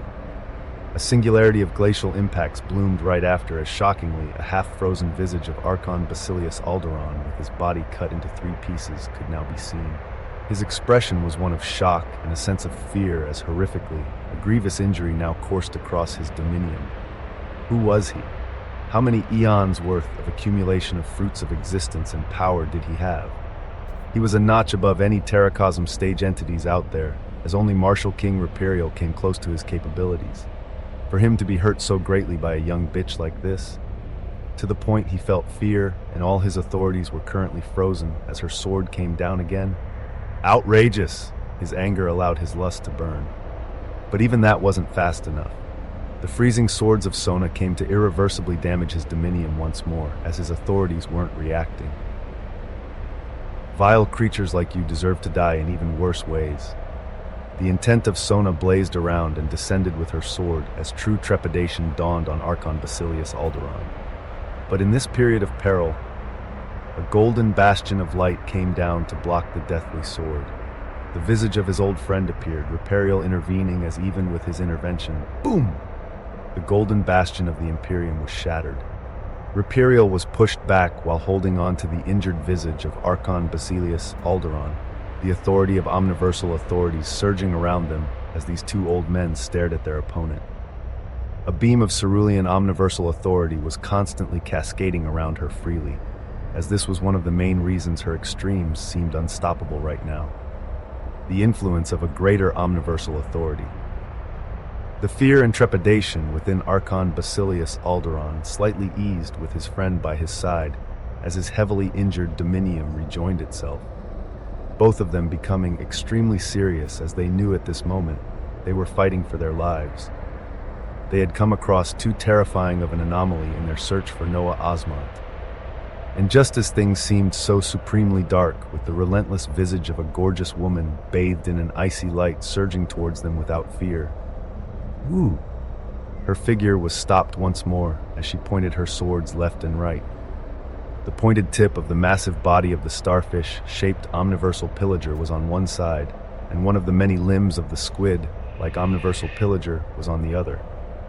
All 4 terracosm stage entities had broken out of the frozen world of ice, as after Sona heavily injured one and was about to kill him, another came to defend him as now, even the 2 omniversal pillagers attacked her to stop her advancement. Martial kings of the Imperium and omniversal pillagers working together, what a day this is. The intent of Sona vibrated out, supported by the influence of a heavy omniversal authority. As one. Around her, 4 Terracosm stage entities did not want to be killed off one after another, and they sought to work together to quickly eliminate at least the threat of Sona as far from them. Their wills still looked with worry towards the man who had already killed one of them. They had to be fast. Existential extremity authorities, with the support of omniversal authorities, blazed and bloomed forth. But yes, Sona was not alone. In the midst of his elevation and assimilation of a Terracosm stage entity, Noah felt his Invictus Dominium wings pulse with enrichment and fulfillment as the reserves of their authority were filled to the brim. So he gazed at Sona being ganged up on as he asked, "Is there a high enough probability of death now?" Reality had changed. Sona unveiled tremendous power to nearly kill another Terracosm stage entity, as in the coming future. Was his death sealed? Could Noah bring its causality forward just a little bit faster? Towards his question, Noah smiled as he saw a bright green light. It hung above the figure of the injured Archon Basilius Alderaan like a blade of death. It was his Invictus Dominium wings telling him that in the near future, there was a high probability of death for the vile creature known as Archon Basilius Alderaan. Now he could just distort causality to bring it forward. The only question was, what existential Invictus fatality did this disgusting old man deserve? Chapter 3046, A Little Broken Tooth. Of the 2 available existential Invictus fatalities to choose from, which one is the best? The moment this question arose, Noah's wings buzzed right after, while they radiated even more massive tendrils of purple light. The Invictus Dominion wings have scaled vast stretches of the Dominion skies, as even now, their transformation is ongoing. New existential Invictus fatalities have been added, never affecting the existential causality of death.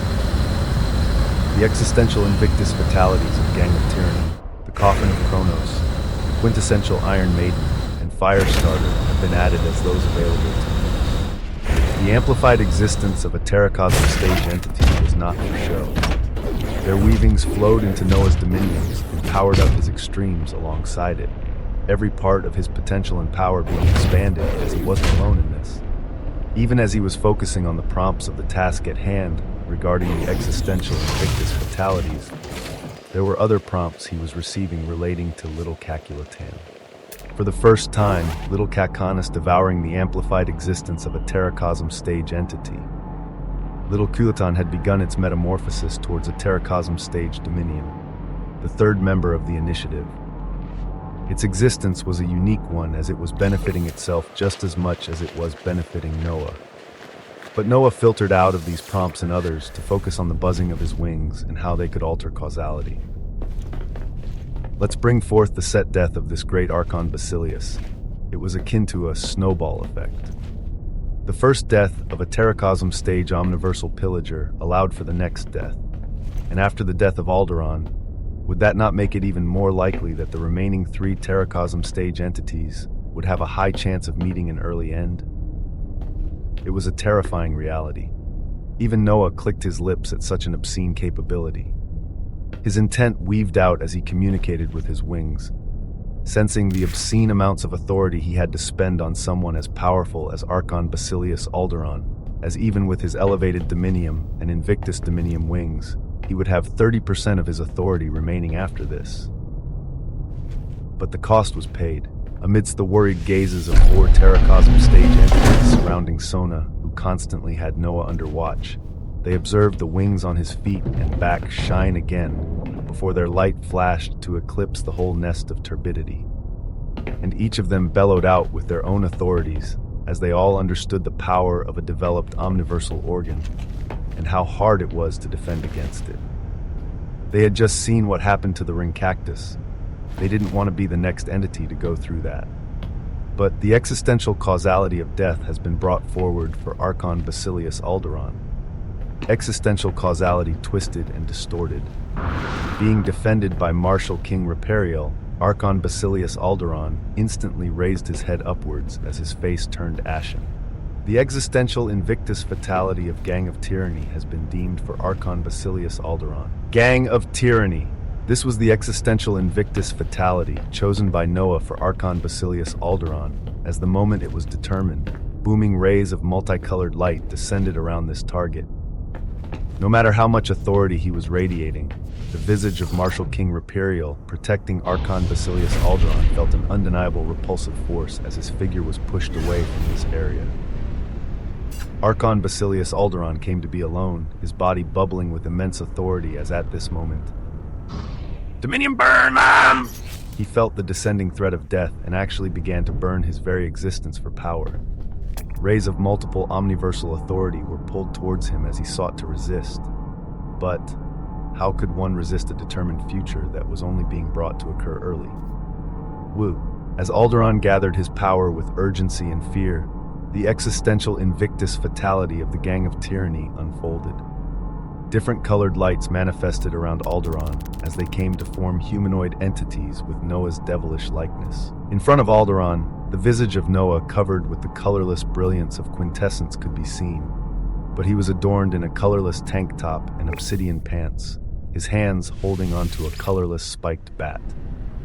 To the right of Alderaan, a manifestation of tyranny could be seen adorned in a regal purple baseball cap worn backward, a purple tank top around him, and majestic baggy pants as he held a dazzling smooth purple bat. Further around Alderaan, other figures with Noah's devilish likeness continued to appear as the cerulean manifestation of infinity appeared with a blue handkerchief tied around his head.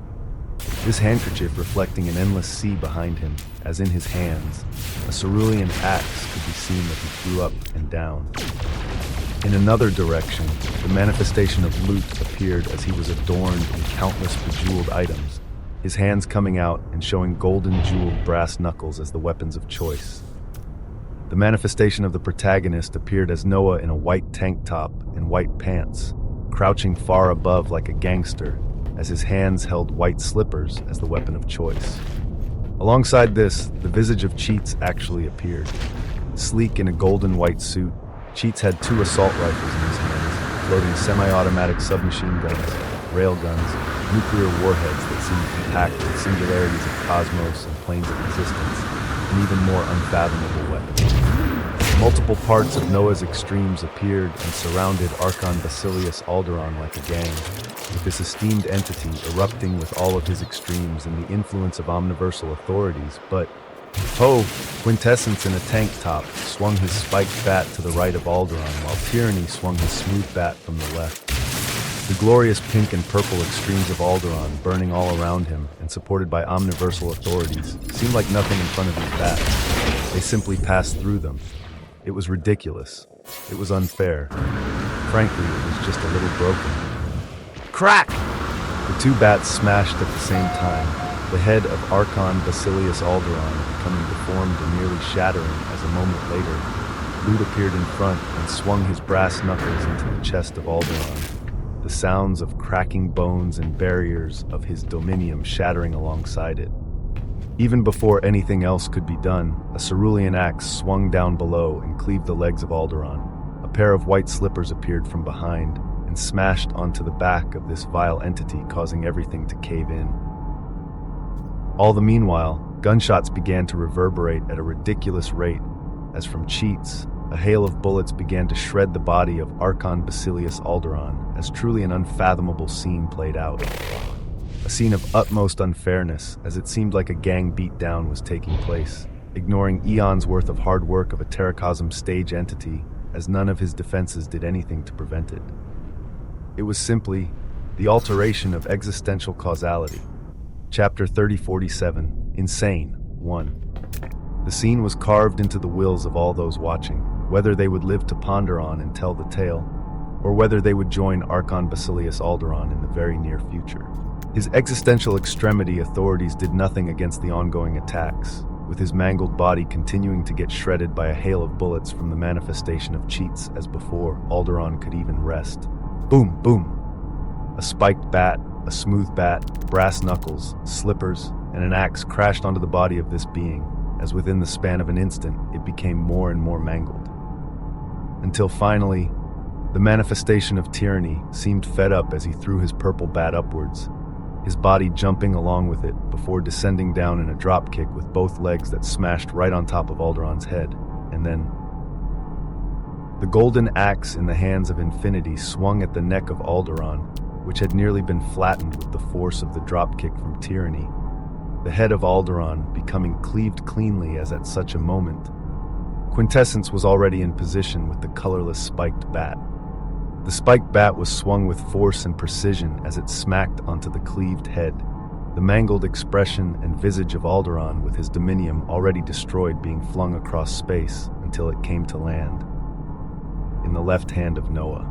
His dominium soul that had initiated this existential Invictus fatality of the Gang of Tyranny was presented with the mangled head at the very end, and he held on to it like a victorious champion while Marshal King Reperial and the two remaining omniversal pillagers observed with their wills in shocked silence.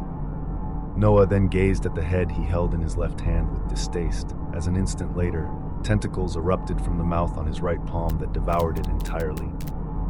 As for the rest of the body, apart from being shredded by the deadly barrage of bullets from cheats, the axe wielded by Infinity continued to cleave everything before the white flippers of the protagonist smashed onto this badly beaten foundation of a Terracosm stage entity, everything becoming thrown in Noah's direction as he devoured it all into his right hand. Thereafter, all the manifestations that had carried out the fatality came to float together like a deadly group up to nothing good, glaring at the three remaining Terracosm stage entities threateningly, as the manifestation of tyranny even pointed his smooth purple bat towards the squid-like omniversal pillager as their figures began to vanish. As if tyranny was telling it, you may just be next. The many limbs of the squid-like omniversal pillager trembled, a successive quintessential achievement. The existential Invictus fatality of the Gang of Tyranny was successfully brought to fruition. Everything about the unique entity that was Archon Basilius Alderaan was devoured and amplified.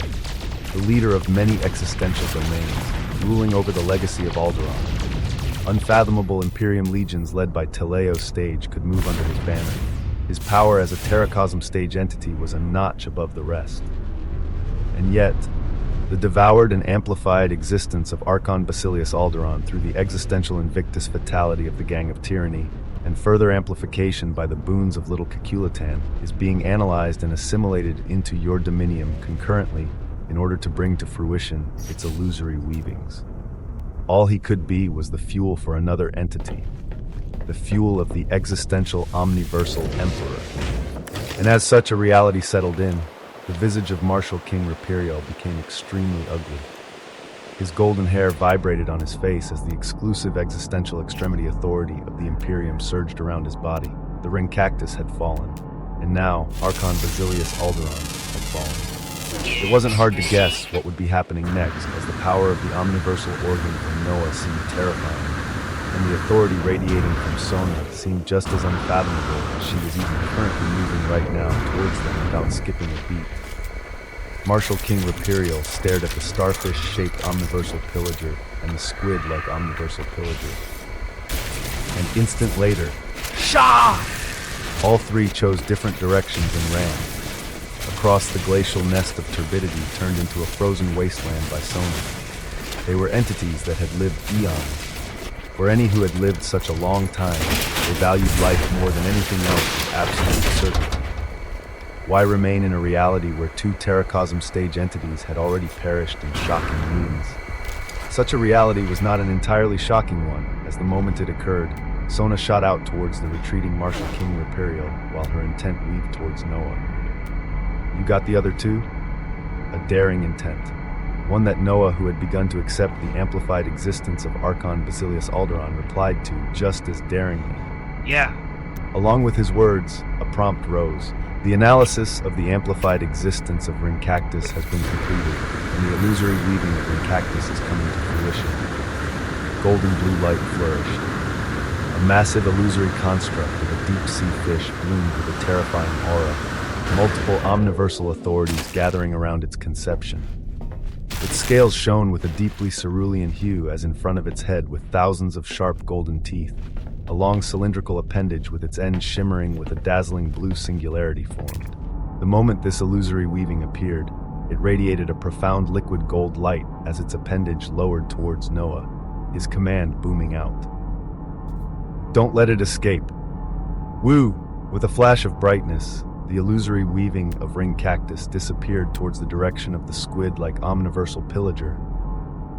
As for Noah himself, he stared briefly at the frozen wasteland of the nest of turbidity that Sona had entirely frozen.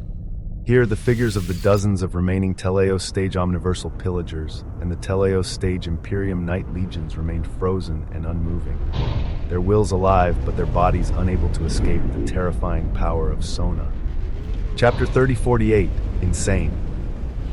Among those frozen, the figures of Imperium Knight Acalusia and Knight Palmino could be seen, along with the visage of Archon Basilius al-Abalon. His eyes seemed to betray their light of utter disbelief for what was currently happening. But no matter how much his existential extremity authority struggled, the weavings of Psychros only tightened around him, and all other Teleos stage entities even further. They wouldn't be able to escape. Noah gazed at all of them coldly as, "Stay still until I'm back." Terrifying words that caused the dominiums of the Imperium legions to tremble echoed out, Noah's figure turning into a streak of purple light as his Invictus Dominium wings that were digesting the existence of a second Terracosm stage entity became ever stronger, his weavings calling out to them as asked once more. "Of the remaining three, are there any with a high probability of death we can send on their way?" Ah! He wanted to continue altering existential causality as he followed the weavings of the starfish-shaped omniversal pillager, but even as he discerned from the Invictus Dominion wings, nothing shone green. There may have been a probability of death for these beings among the many possible paths. But all the weavings of their possible paths weren't entirely filled with their deaths, as it didn't meet the requirements of being the highest probability.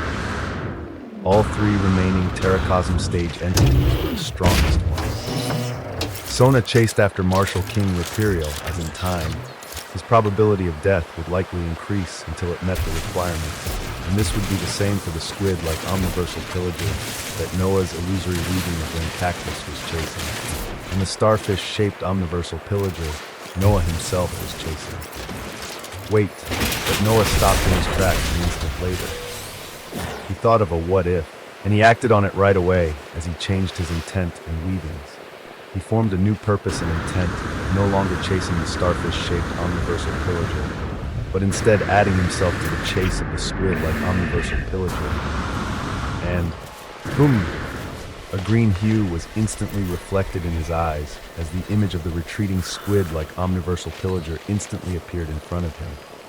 Among the many possible weavings of its paths, its death reached the highest probability the moment Noah was added to its chase, in addition to the illusory weaving from the cactus. Existential causality could now be twisted.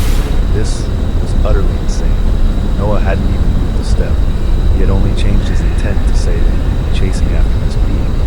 And the moment he did so, this changed the possible future results and added more weavings of dead paths for this entity. Because of this, existential Invictus fatality. Noah could call upon a fatality. He could call upon existential causality and distort it through his terrifying omniversal organ brought about by the realm he was pioneering. An omniversal organ that even now was radiating even more terrifying tendrils of thick purple light, calling upon greater omniversal authorities for recognition. Robbed honor and glory become commonplace, their process undeniable once in place. To ends of existence, to the beginnings of extremes, pioneer rises that has never been seen. His own prophecy had foretold it. And now, he seemed to be fulfilling it as he called out lightning. Quintessential Iron Maiden. A new fatality was called out from the entity that Noah had altered the causality of by merely changing his intent. Far from the nest of turbidity, space buzzed from the sheer speed of a Terracosm stage entity as he seemed to be riding the wave of an omniversal authority. Its appendages spun like rotators below its squid-like body as behind it, the aura of a terrifying entity coming closer could be felt. But this omniversal pillager felt threads of possible paths of escape as its dominion burned even faster. It could escape. It could escape. Huck! Its figure that was riding up the tendrils of the complex weavings of an omniversal authority to stop its tracks in the most gruesome way possible. A long chain with a hook piercing its head as it was forcefully pulled upwards. In the space above, the hooked chain was receding into the massive construct that looked like an iron box, with spikes filling its inner compartments and wide-open doors. Above this construct, the face of none other than the man that had killed two Terracosm stage entities prior could be seen. His devilishly handsome visage looking twisted and angry as colorless flames burned out of his eyes, nose, and mouth. It caused the spikes on the terrifying iron box to also blaze with fiery, colorless flames, as the figure of the squid-like Omniversal was pulled into it by the long chain, no matter how much it struggled.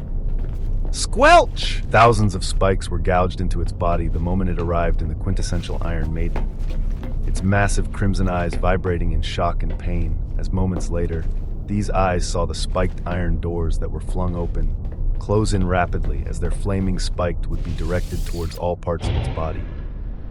Clang! The massive spiked doors flung themselves shut once as black and gold blood gushed out like rivers within the quintessential Iron Maiden, the doors flinging open an instant later to show the mangled visage of the squid like omniversal pillager as what followed. Clang, clang, clang! What followed was simply too gory to describe as a Terracosm stage entity.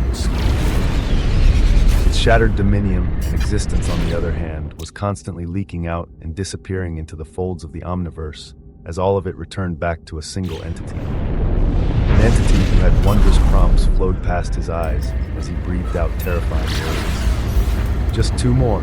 Just two more. Of 5 Terracosm entities, 3 were already decimated by him, as it was time to wrap up this wondrous incident. Chapter 3049, Insane. 3. Yet another successive quintessential achievement. The existential Invictus fatality of the quintessential Iron Maiden was successfully brought to fruition. The devoured and amplified existence of Cephalopoda Prima through the existential Invictus fatality of the quintessential Iron Maiden, and further amplification by the boons of Little Caculatan, is being analyzed and assimilated into your dominium concurrently in order to bring to fruition its illusory weavings. Prompts passed over Noah's eyes with a twinkle of brilliance and wonder. The doors of the Iron Maiden snapped open and shut so many times until the terrifying omniversal pillager within was unrecognizable, with everything about it being transferred towards Noah's dominium, as even now it was being analyzed to produce something even grander. The terrifying existence that was Little Caculatan was benefiting immensely as well, Noah feeling his right hand vibrating as an aura at the Terracosm stage, far exceeding what even Archon Basilius Alderaan had been able to radiate, currently rising. As for himself, his existential dominion realm continued rising across the vast sky. His Invictus Dominion wings continued to pulse with ever-increasing authority as they urged him to wrap up the current weavings of reality, to really enjoy and understand their elevation. And for this, the analysis of the amplified existence of Archon Basilius Alderaan has been completed, and the illusory weaving of Archon Basilius Alderaan is coming to fruition. Space twisted and distorted as the complex weavings of an omniversal authority, burning with a pink light, helped in the construction of a new weaving. Clad in black robes and filled with vile authorities within, the visage of the old man who didn't know when to stop spouting vile things could be seen before Noah. On his face, he only had eyes and a nose as no mouth could be seen, as if even his weaving was being told not to speak too much. He bowed towards Noah as with sharp eyes, he gave the command to this illusory weaving, the illusory weaving of the cactus that currently had no target. And their target now, as Noah would try to twist existential causality once more, was none other than the martial King Imperial, who led the Imperial legions to hunt him. Sona was already after him. If he sent 2 Terracosm illusory weavings as well as him making the intent to go there himself, would the death of this being be the major probability across most of his future weavings? Boom! His path was blocked by a dazzling woman, bathed with a light of frost and dignity. Martial King Rapariel had an extremely somber gaze as his voice boomed out in low tones, extricating his nearly cleaved golden right arm from a frozen sword. I am not some run-of-the-mill martial king within the Imperium, nor was Alderaan a run-of-the-mill Archon Basilius. We shoulder too many things, as our deaths will undoubtedly seal your own. If you stop here, the death of Alderaan could be overlooked. When pure power didn't work, one turned to reason. As the martial king of Cappadocia, Repariel truly held a high position. If he died, imagine the chaos the Sanctus Populi will be embroidered in. There has not been an open war for eons between us, but this will definitely trigger it. Boom! Yet around him, dozens of frozen swords continued to smash towards him senselessly, with Sona calmly raising her hand up in the distance and conjuring a massive frost sword above that was 1,000 times their size. Her calm face was acting as if she couldn't hear any of the intents of Martial King, as his dominium continued to be slowed down. You may not be greatly affected by the war, but think of all your sisters. Think of the elder queens that will sacrifice themselves when faced against the omniversal Imperium legions, against those treading on the paths past Terracosm. Think of all the blood that will be spilled from your single action here. Causality. You can change the future greatly just by making a different choice here. His intent painted a very possible and likely future due to his high status. His latest round of mind games causing Sona to look at him with sharp eyes before she spoke while swinging down the massive sword of frost. You overestimate just how important you are within this omniverse. You and many others are already set for damnation. Let me just give you your damnation earlier. Boom! The whole region for light years turned into a frozen wasteland as akin to an icicle breaking free. Martial King Repariel burned with the exclusive existential extremity authority of the Imperium as he simply retreated once more. Yet in the next moment, woo! His figure became anchored in space. His expression greatly changed as he felt an impending threat that seemed unavoidable, his limbs feeling an uncontrollable force that stretched them outwards as moments later, crimson gold light flashed as 5 women appeared around him. They burned with fiery brilliance as they seemed to be manifestations of saintesses of fiery damnation, their fingers coming to land on the extremes of the limbs of Martial King Repariel as the 5th saintess appeared with a smile above Repariel. Her eyes smiled brilliantly as she put a finger on her lips as if to shush the trembling and hardened visage of Repariel, her other hand pointing towards his face as Repariel's mouth was forcefully opened. Thereafter, her index finger pointed into his open mouth as in the next moment, blazing balls of fire shot out akin to high-speed bullets. They shot out senselessly and with wild abandon as Martial King Repariel's body began to shake and bloat, trillions of fireballs beginning to fill his existence as when his entire weavings were filled with them. It was hard to say how painful and massive the explosion was going to be. Sona watched on coldly in the distance, as this wasn't her doing. But she could sense the weavings of causality. She could see that her partner had done something unique yet again. It was the enactment of another existential Invictus fatality. Around this same time, within the depths of the Imperium, where a certain enclave had already begun spreading the news regarding the coming genocide, great undercurrents began to rise as the Dominium crystals of 2 unique martial kings of the Imperium were fracturing. Chapter 3050, War. Within the vast stretches of the Imperium, past innumerable existential domains, under the glorious golden banner of the source of the Imperium, there was a halcyon-colored plane of existence. Inside such a plane of existence, there was a golden floating pathway that was comprised of a single golden block. This block constantly moving around a space that was littered with thousands upon thousands of dazzling golden stars. Stars that one could easily grasp in their own hands.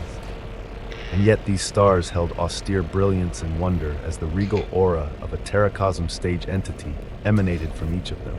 Atop the golden block, floating amidst these stars, there was a woman sitting peacefully while she wrote on a dazzling codex. The codex radiated a multicolored light that put all others to shame, her fingers acting akin to a pen that was writing something in the codex. Her hair was a mixture of gold and white strands, as her skin was tan, grace and unfathomable beauty rising and falling from her, as her pure white robe hid the extensive majesty underneath. A small dark mole that only added to her exotic demeanor could be seen on her lower right cheek. Such a being didn't radiate any aura at all, as one could think she was a normal entity who hadn't even grasped the workings of mana. And yet such a being was watching over an unfathomably large number of dominium crystals, with the word watching only being a very small part of what she actually did. At this moment, crack! The light within a distant dominium crystal instantly dimmed and cracked, the eyes of the seated woman fluttering as she blinked, and the golden block she sat on instantly disappeared. The next moment, it was before the cracked dominium crystal that was leaking golden blood.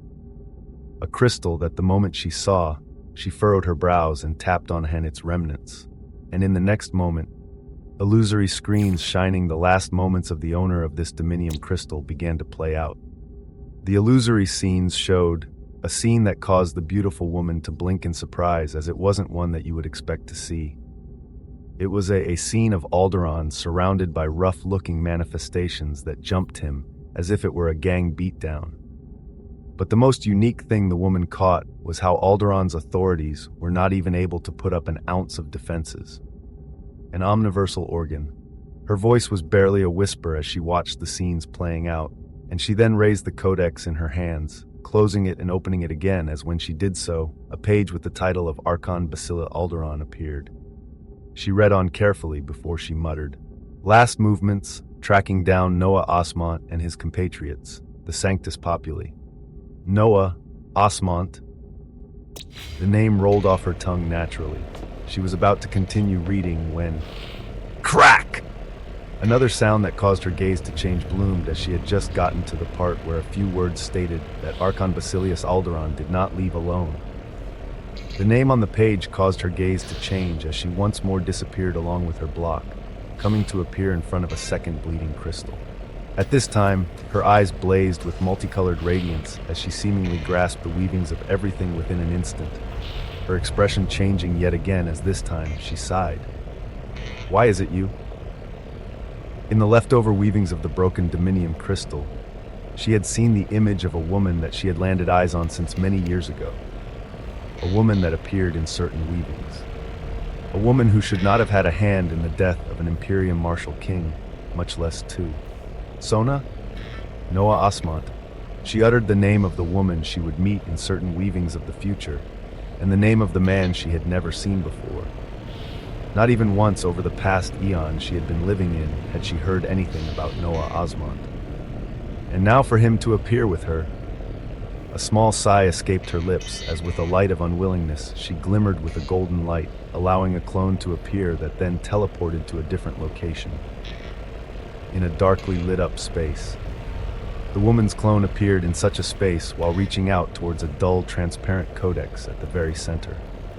The moment she touched it, light began to bloom as within moments, like anchored stars, points began to shine and form the manifestations of multiple different beings.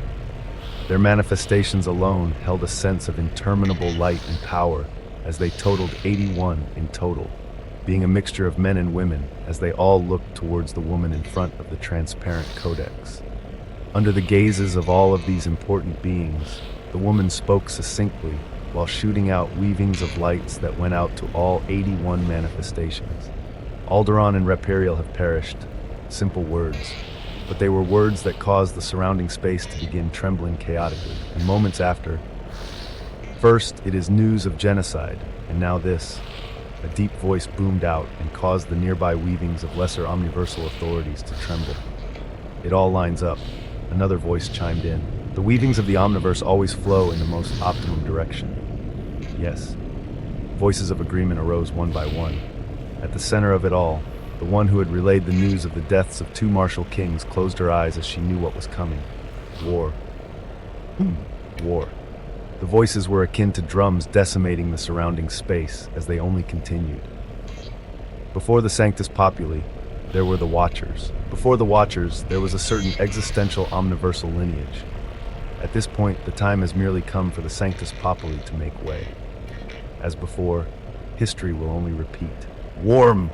A resonant but affirmative cry began to ring out within the depths of the Imperium. Chapter 3051, Greater One. History will tend to repeat itself. The woman standing at the center of the transparent codex repeated these words in her mind as she thought of the many weavings she saw, the many possibilities out there. If she could alter them, she could. If she could change the nature of the Imperium, she would. But she was bound by too great a purpose. There were others like her. A certain Dragon Knight Emperor of the Sanctus Empress. Another martial emperor similar to her in the Imperium. A star within the omniversal pillagers. And even Sona of the Source of Dignity. But it seemed like all of it was unavoidable. Like all the weavings she had seen, especially after receiving the recent weavings of genocide, will the weavings of the Omniverse only stand as stable as they are with all our deaths? And you, the Weaver, are you merely a tool utilized in our destruction, or do our actions enrage you so much to warrant this? The Weaver. One of the few clues they had on the instrument of the genocide. She had begun to see small amounts relating to this entity ever since the news of the omniversal genocide appeared, but his visage was clouded. This either meant he was under the influence and protection of multiple greater omniversal authorities, or he belonged to an unknown force that was protecting his weavings. Who are you? As the drums of war began to beat, the Martial Empress wondered. Martial Empress Yelena wondered just what the Weaver could be, and how it all came together. In her musings, Yelena, this culprit for the deaths of Alderaan and Reperial, this Noah Osmont.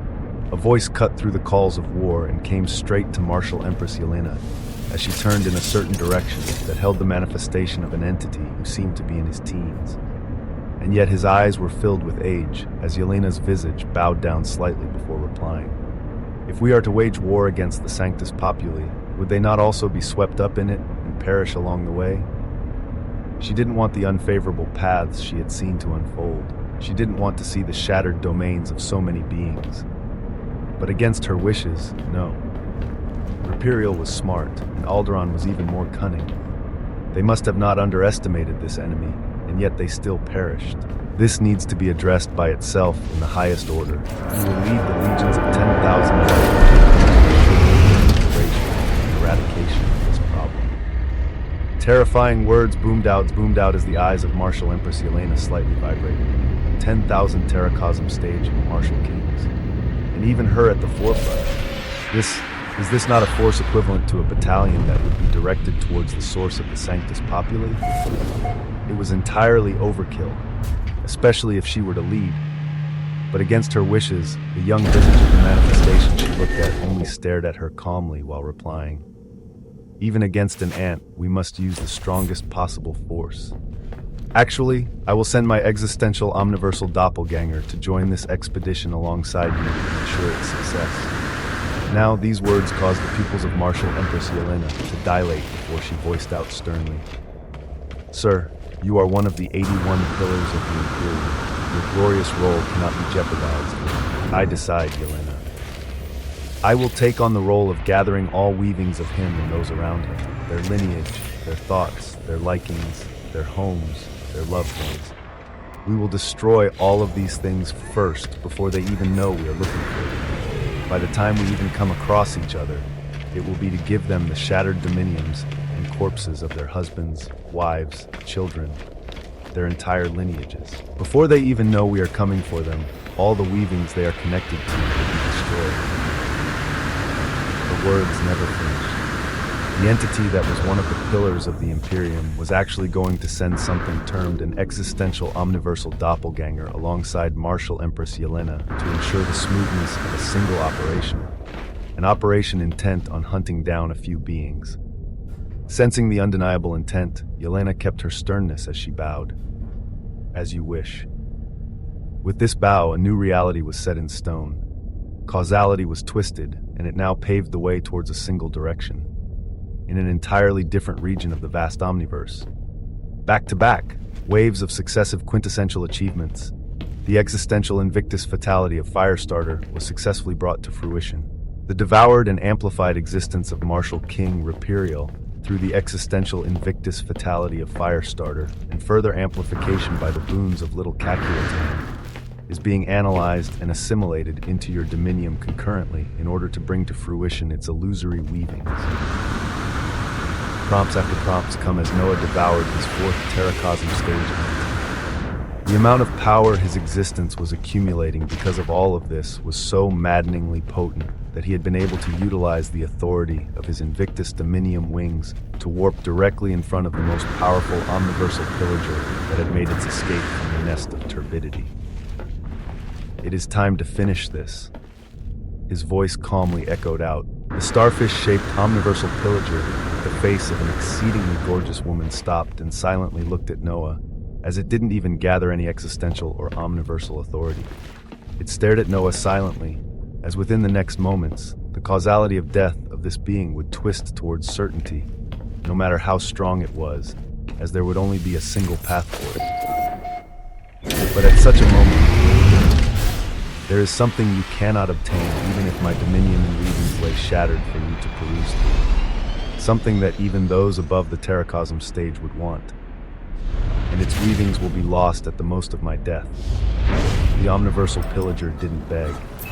Instead, he calmly stated something that caused Noah to raise his brows. Chapter 3052, Greater 2.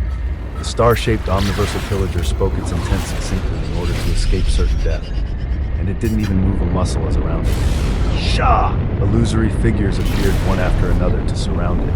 The sparkling visage of Sona also arrived. She looked around between Noah and the omniversal pillager, her eyes eventually coming to land on the illusory weavings she could barely grasp the existence of nearby. They included the ring cactus, Archon Basilius Alderon, the Cephalopoda Prima, and Martial King Rapirial. 4 terracosm stage entities radiating tremendous waves of power.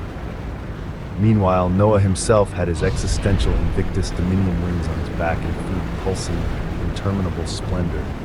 Tendrils of massive purple light akin to omniversal snakes were chaotically clashing and smashing into the weavings of the omniverse around him. Sona looked at the stare-down between the two beings before she spoke. "What is this? A light-hearted talk before death?" The eyes of the massive starfish-shaped omniversal pillager looked as Noah looked at its weavings closely while its intent echoed out again. "With my death, what I mentioned is forever gone. Those two..." The omniversal pillager pointed to the illusory weavings of the ring cactus and Cephalopoda Prima as it continued. "They also knew of it, but if you have already begun perusing through the weavings of their dominiums and the records they hold, you can confirm that nothing like this is recorded within." The records of the 2 omniversal pillagers he had already thoroughly analyzed. Even as Noah compressed and analyzed eons worth of memories, nothing like what this entity before him was talking about could be seen. This entity.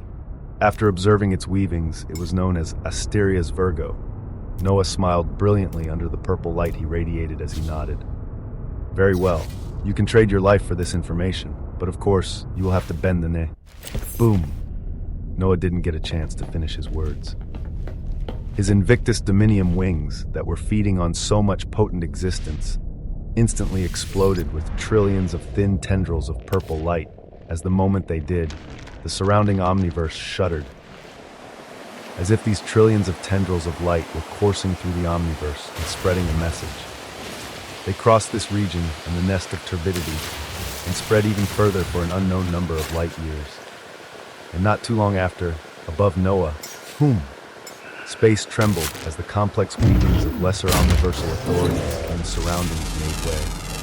Authorities made up of the curling of data of a few hundred or a few thousand existential extremity authorities made way for something even grander. And this something began to shine like a distant star, as it was purple, blue, and brilliant.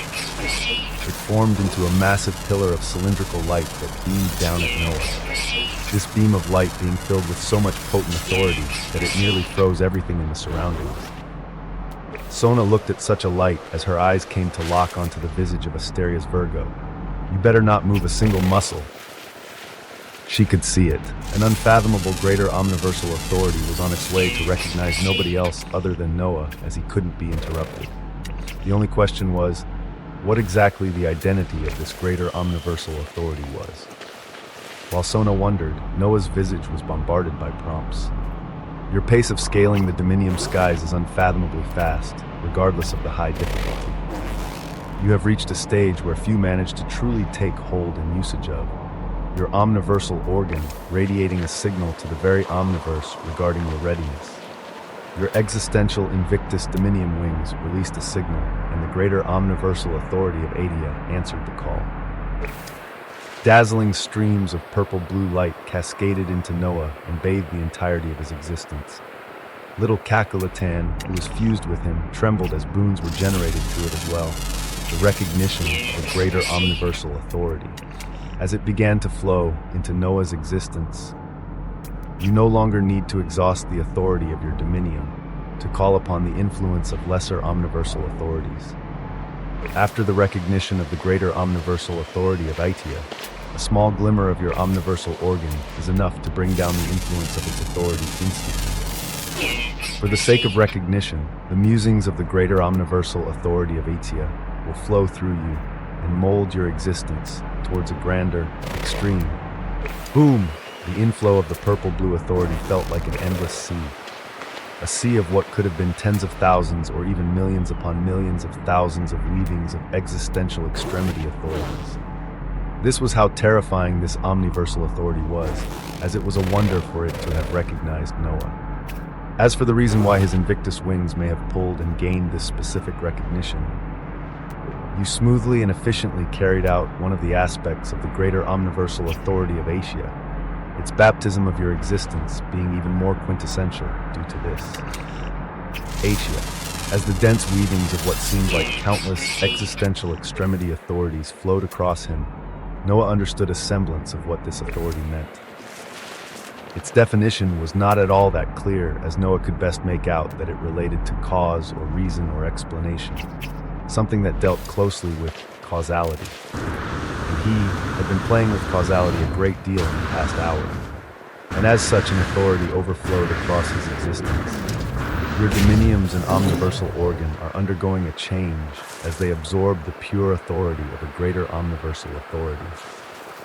Your distinctions as the weaver of existence and weaver of extremity are undergoing a change as they absorb the pure authority of a greater omniversal authority. Your distinctions as the weaver of existence and weaver of extremity are moving past the stages of infancy and are currently scaling to adulthood. Your existential omniversal emperor lineage bathes in the greater omniversal authority of Adia and begins to burn with brilliance. Fundamental changes began within his existence, in addition to everything that was being granted to Noah from devouring 4 terracosm stage entities. But as this began, his will vibrated as immense droves of weavings came to him.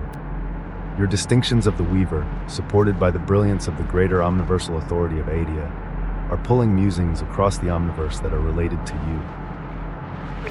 A large number of authorities are reaching out to seek to grasp your weavings and the weavings of those around you.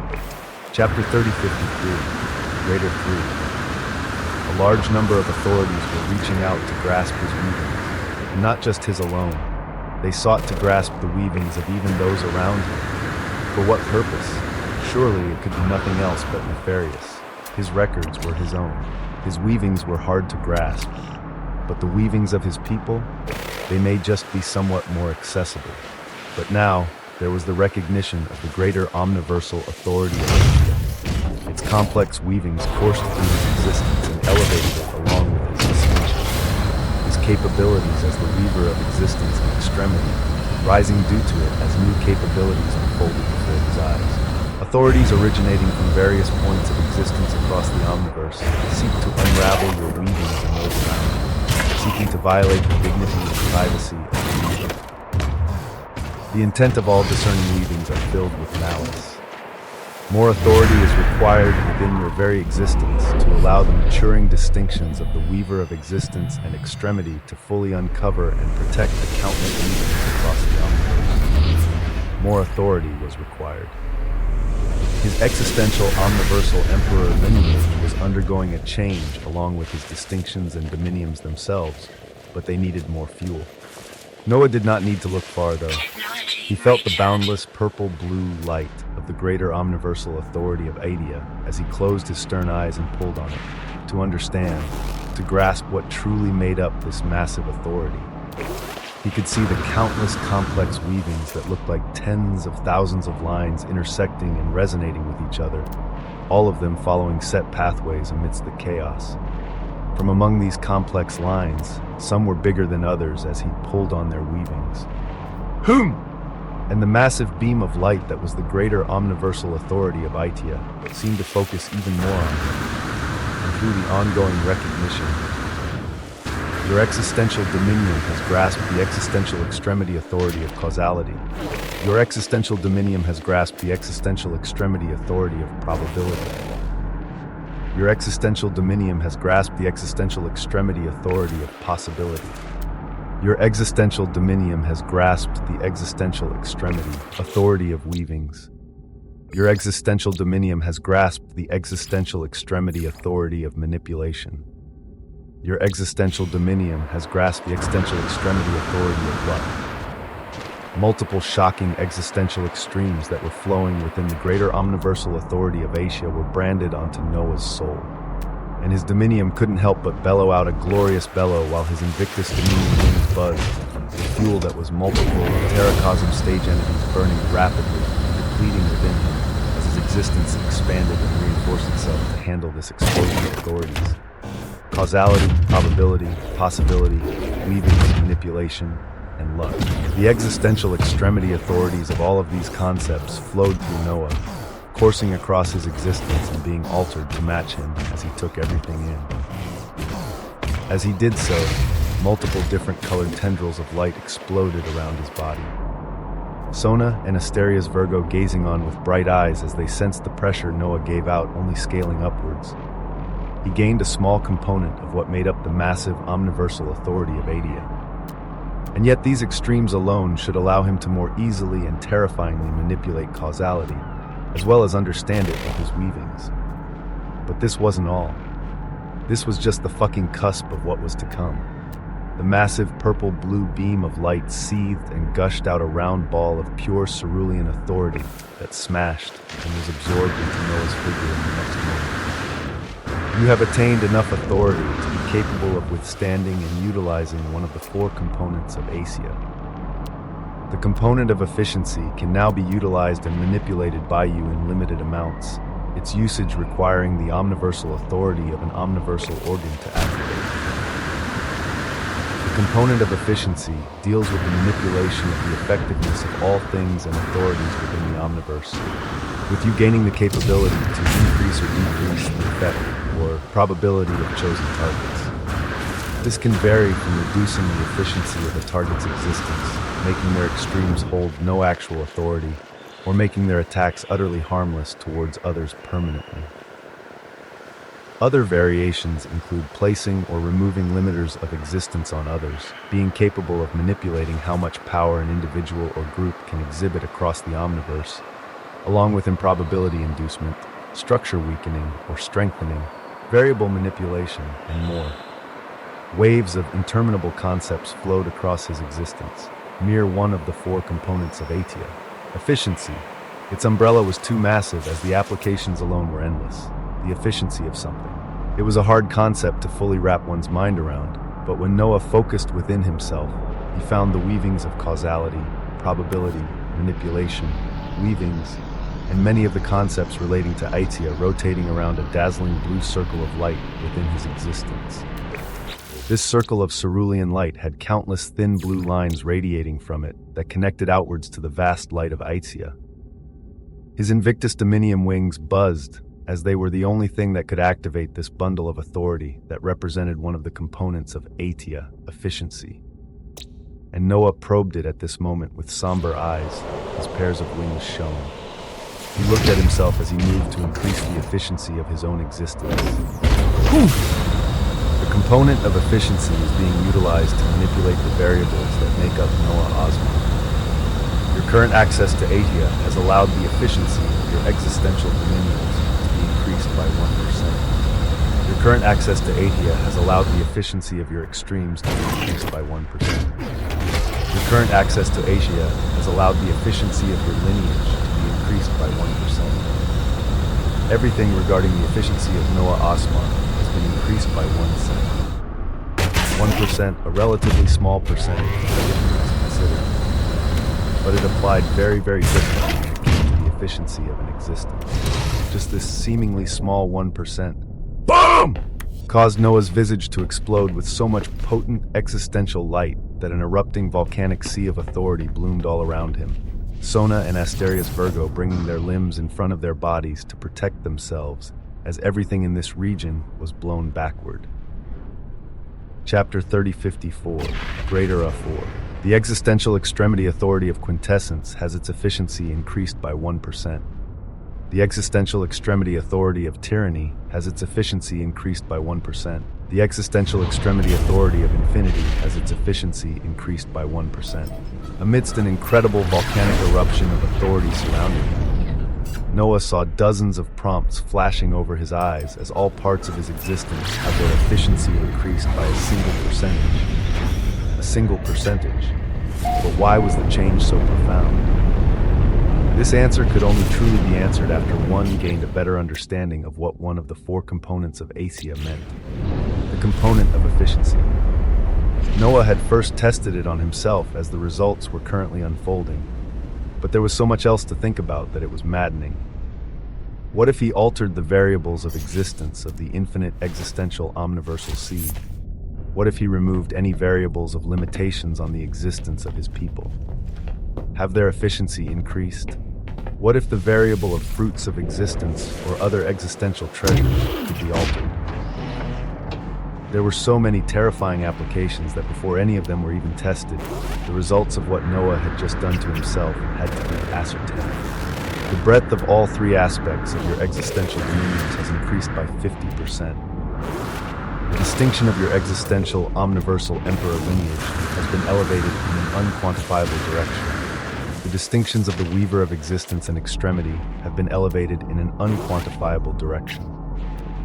As the initial eruption he had caused calmed down, his body was left behind, showing interminable splendor. Weavings of his extremes seemed to be dancing with exuberance and newfound might as among all of them. Whom? The colors of blue and gold were spreading around madly. The weavings of infinity latch on to unfathomable weavings of the greater omniversal authority of Asia. The existential extremity authority of infinity, with an increased efficiency, has begun to expand its extreme towards an unknown direction. The weavings of fables latch on to unfathomable weavings of the greater omniversal authority of Atia. All possibilities and causalities are ultimately recorded in possible unrecorded fables. The weavings of the existential extremity authority of fables tightly flow to the heavy authority of idea. Golden splendor raged around him, and in the midst of all of this, dazzling flames too radiant in color began to burn around him as his distinctions of the weaver of existence and extremity finally attained a sufficient power. At the same time, his very lineage began to boil. Those daring to peek at you and those around you have earned the ire of your very bloodline. Reddish pink flames began to burn, hues of purple and blue glaringly gushing out from it due to the influence of Adia. As the weaver of existence and extremity, veils and machinations of weavings surrounding you become immeasurably clear. The source of the spread of your weavings to the omniverse that has led to others seeking to unravel who you are, and the weavings of those around you has been located. The source of the spread of your weavings to the omniverse originated from a prophecy that initially unfolded from you, but was later misdirected and influenced by an unknown influence that latched on to greater omniversal authorities. Incandescent brilliance bloomed from Noah as this time it was filled with boundlessly rising wrath. In the distance, the visage of Sona had just returned to her old position while staring at Noah with some eyes, her will locked onto Asterius. Virgo, who didn't run during this chaotic time, as this starfish-shaped omniversal pillager also watched carefully. As if he knew he couldn't run, both of them returned to their old positions, as they thought that the eruption of authority should now be calming down, as the entity ahead of them consolidated whatever gains he had made. But in the next moment, oh! Boom! Sona covered her ears while smacking her lips, as the shout of this intent alone may have been able to shatter the eardrums of a weak terracosm stage entity. It was filled with boundless anger of existential extremity authority, as it would make one wonder what the who in the single question was referring to. Just who had earned the wrath of this terrifying being before them? Noah was the only one who had the answer, as his existence was currently burning with controlled rage, the existential extremity authority of the protagonist blooming upwards at this moment to contribute to this intent. It had produced the prophecy, and all of Noah's weavings had seen how threads of an omniversal authority had come down as a part of the prophecy had changed after this influence. Twist and turn again, all existence and non-existence shall bend all the same. Twist and turn again, serfs and kings shall feel the same pain. Twist and turn again, till the wheel of existence deviates and shatters from pulsing veins. Twist and turn again, till a new realm resonates with eon's reign. The latter part of the prophecy. Noah had left it alone, as the sentences within it seemingly foretold his coming grand fable, where even if the words couldn't be clearly understood with something like the wheel of existence deviating and shattering from pulsing veins, they still seemed to pertain to him, especially the last sentence. But for it to not be a mere influence that only made his prophecy better, but for it to actually be a sense of misdirection, something purposeful done by something else, something that had latched onto not one, but multiple greater omniversal authorities to misdirect weavings of his prophecy, and also utilize this to spread weavings about him across the omniverse. For what purpose? Why were malicious intents and wills across the omniverse currently looking for him and the weavings of those around him? Your distinctions uncover an intricately veiled plot to force you to take on the path of an omniversal destroyer. Chapter 3055, Conspiracy 1. In the midst of heavy flows of authority, with the breadth of his existence greatly expanded and a large number of existential extremity authorities added, his distinctions uncovered veiled weavings that sought to push him on the path of an omniversal destroyer. What was an omniversal destroyer? Something that brought damnation and apocalypse onto the very omniverse itself. Before Noah even received the weavings of what was uncovered, his gloriously buzzing will already put many things together. Many parties and intents seeking to uncover his weavings and the weavings of his people. Sona seeing marks of damnation on all things regardless of their factions, with something unknown coming to cause genocide over countless existential dominions. And then him, and whatever influence tried to influence weavings to set him on the path to become an omniversal destroyer. It wasn't too hard to begin connecting the weavings together. He rarely became angry. Rarely did he express rage, as he was very laid back, and few things could bring him to anger. But what he hated the most was others trying to control him, others trying to steer his fate and destiny. Nothing else filled him with such distaste compared to this. First, recognizing you due to the dead paths you took to the existential extremity authorities. A requirement for any recognition of greater omniversal authorities, the unknown source observed through the stacking of multiple greater omniversal authorities. Their influence being severely limited, the only action capable of being carried out was through the intricate twisting of weavings of millions of existential extremity authorities through greater omniversal authorities, eventually leading to the veiled spread of your weavings and the setup of paths that were never among the many probabilities and causalities. His dead paths drew this unknown source in, but it seemed severely limited in what it could do, with this being one of the more terrifying things, as even with such supposed severe limitations, something as dreadful as steering the pathways and causalities of the future was able to be done. Your distinctions of the Weaver of Existence and the Weaver of Extremity wrap around the entirety of your existence to prevent any understanding or weavings of your existence to spread or be found. The greater omniversal authority of idea is pulled upon to veil your existence and even set up a false weaving of who you are and what path you follow. Yes, Noah didn't know where the severely limited unknown source was still capable of observing even now, but he didn't want it to be too blatant. He didn't want it to be entirely clear that he had found out everything. Let them believe he was still following the path they influenced. Let even those trying to seek his weavings and the weavings of his people not come across a blank wall of nothing. Let them find false weavings and plan their machinations from there. The existential extremity authority of the protagonist burns with interminable rage. The existential extremity authority of quintessence burns with endless brilliance. The existential extremity authority of his weavings expressed their intents as none could stand for the conspiracy that had nearly unfolded. Your existential omniversal emperor lineage seeks unfathomable retribution. Cheats simmers in silent contemplation. Cheats gazes at the countless possibilities of the greater omniversal authority of Asia and beckons towards all other extremes. The protagonist steps forward to lead and rectify a blatant error. All parts of your weaving seek greater control of causality. All parts of your weaving seek greater access and control of all weavings relating to you across the omniverse.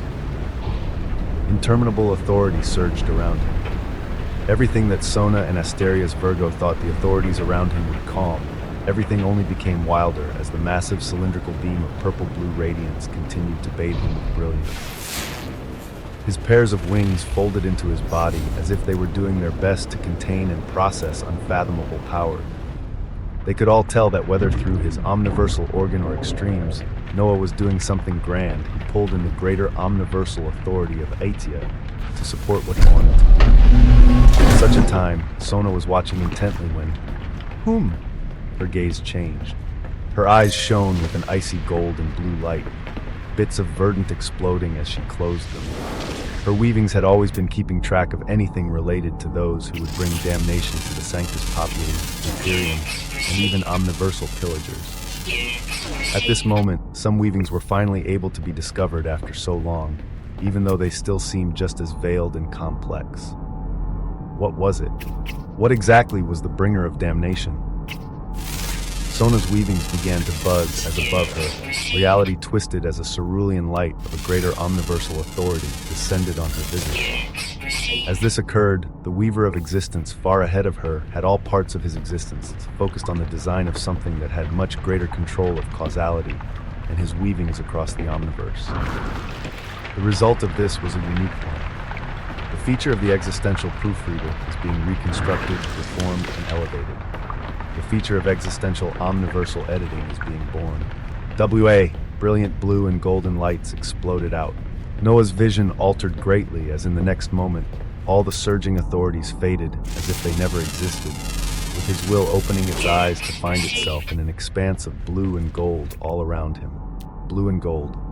This was the only thing that could be seen for light years, with immense calmness and serenity flowing all around, as Noah knew this was the representation of the newly born feature of existential omniversal editing. This was further cemented as in the next moment, whop! An illusory screen appeared that showed a group of Terracosm stage entities within an unknown existential domain. Existential extremity authorities and distortions of omniversal authorities shone around them as at the forefront, the voice of one of these entities could be heard. Weaver, what are you? Where are you? Whap! As the events of this illusory screen appeared, another illusory screen also came to be as this process continued one after another. It was the advent of a feature too terrifying to even comprehend. Chapter 3056, Conspiracy. Within the source of the Imperium, inside a location within the heart of the visionary enclave, a group of men and women shining with the resplendent light of gold and the grand aura of the Terracosm stage could be seen sitting down, a shining golden singularity made up of existential extremity authorities swirling at the center of their encirclement. Tendrils of power leaked from them to join this golden singularity, a man shrouded in the exclusive existential extremity authority of the Imperium mind. Weaver, what are you? Where are you? They had been searching this whole time to no avail, as the weavings of the one to bring genocide among the many possible paths out there were hidden too deeply.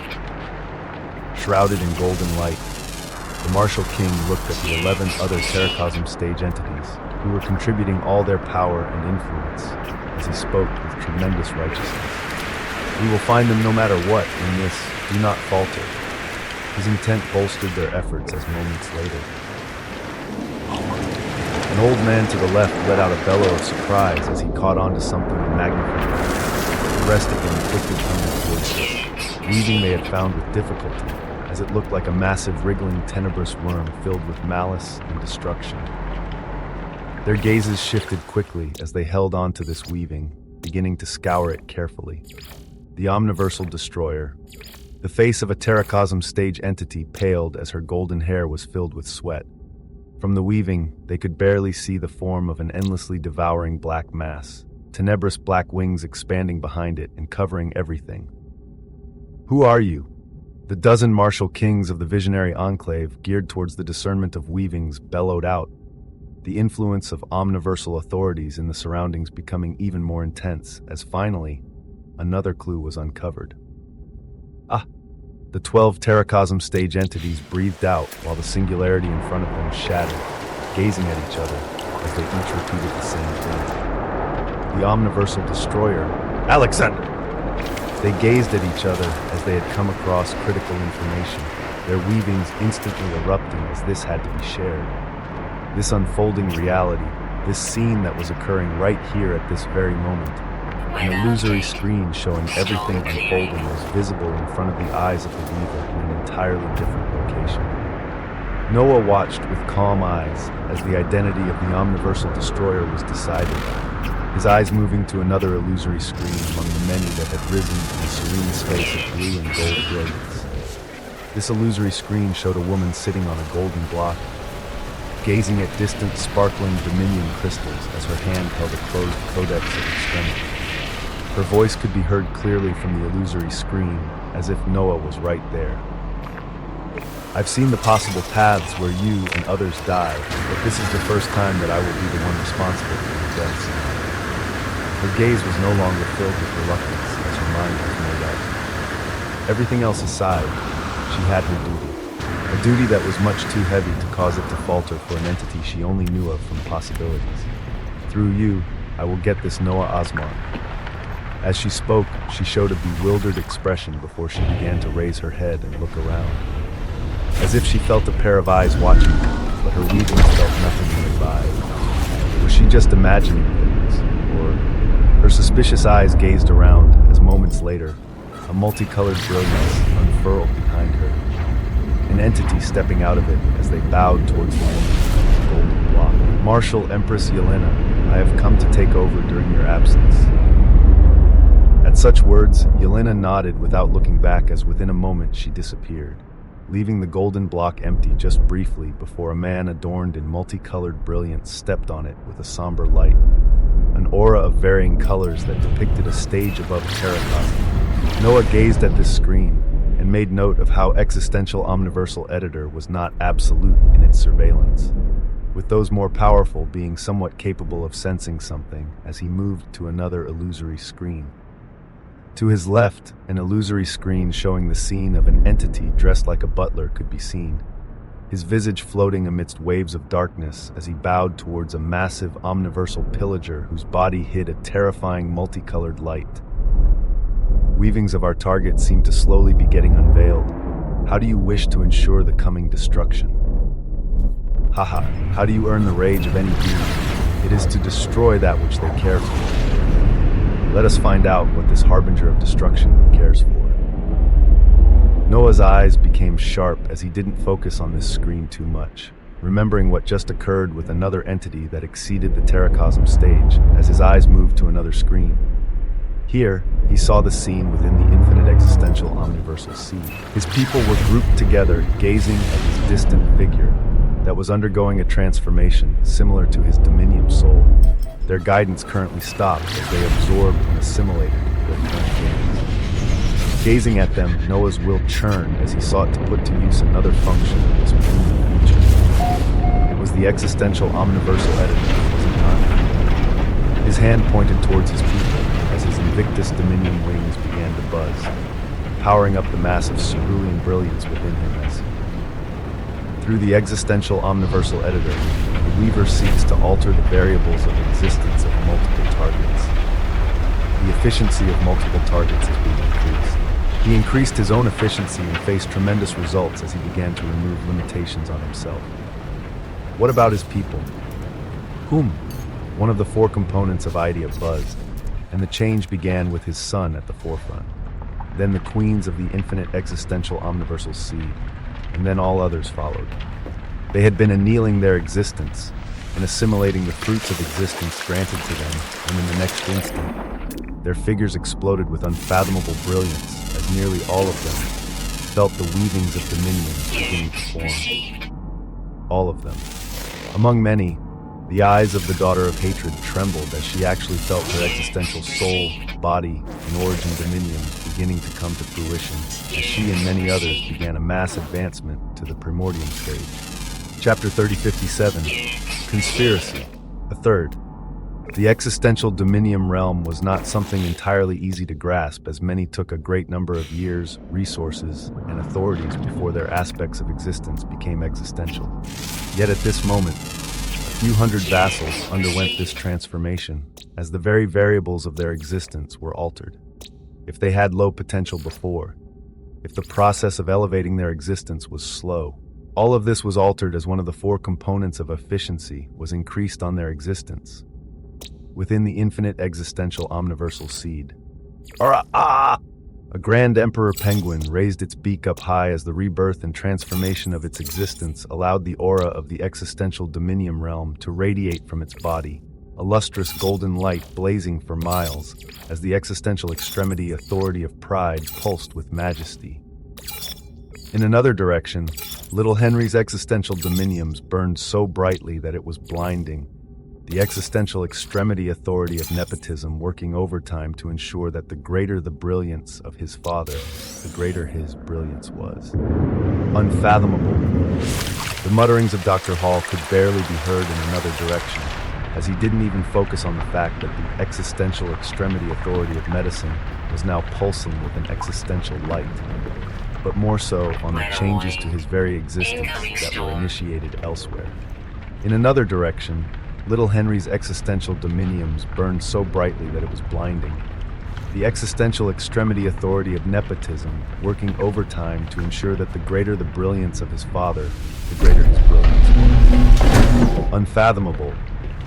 The mutterings of Dr. Hall could barely be heard in another direction, as he didn't even focus on the fact that the existential extremity authority of medicine was now pulsing with an existential light, but more so on the changes to his very existence that were initiated elsewhere.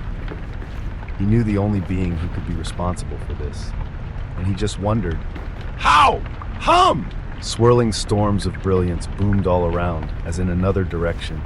The Cimmerian architect shook her head with disbelief, while Ishtar and Sargon were dazed, with the most bombastic figure currently being the primogenitor of steel, whose body had turned massive, enlarging from a world and beginning to expand towards light years as he warped himself to another location. The glamour of steel, blacksmithing, and other things causing a unique transformation as he looked like bronze statue of old. One entity after another went through their own transformation, but a single truth remained the same. On this day, an army of existences following a different realm progression compared to the masses was born. This blooming reality was observed by Noah with his connection to the infinite existential omniversal seed and the screens shown by the existential omniversal editor, Noah gaining a semblance of knowledge on just how profound the new tool he had formed was. It was made possible by his distinctions as the weaver of existence and extremity, along with his lineage and extremes that sought to rectify an unknown influence. An influence that even at this moment, the unknown source that was seeking to influence your path remains unknown, their weavings obscured by multiple greater omniversal authorities. The culprit was still unknown. The one who had done all of this was still someone that Noah had no information about, as he couldn't sit still.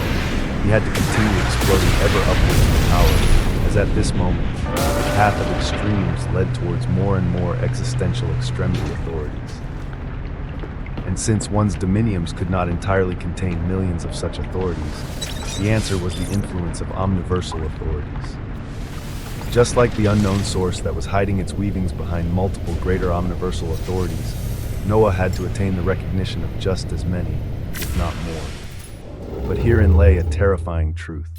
Just the greater omniversal authority of Atia alone felt so massive. He felt like he had only just touched the cusp of what this omniversal authority held, with him barely gaining access to one of its four components. And and even this component of efficiency alone, he had only just begun playing.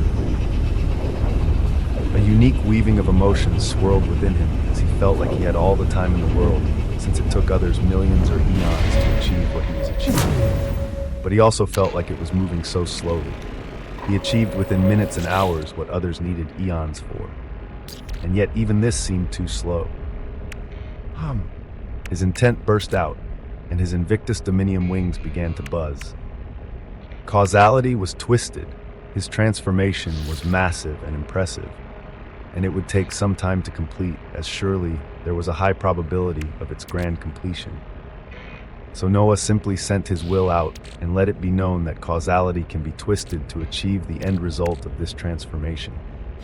The end result of all the terracosm stage entities he had devoured and assimilated. The end result of the transformation of little Kakulatan merged with him. Brilliance unfolded, because at this moment when it came to causality, Noah had even more tools under his banner.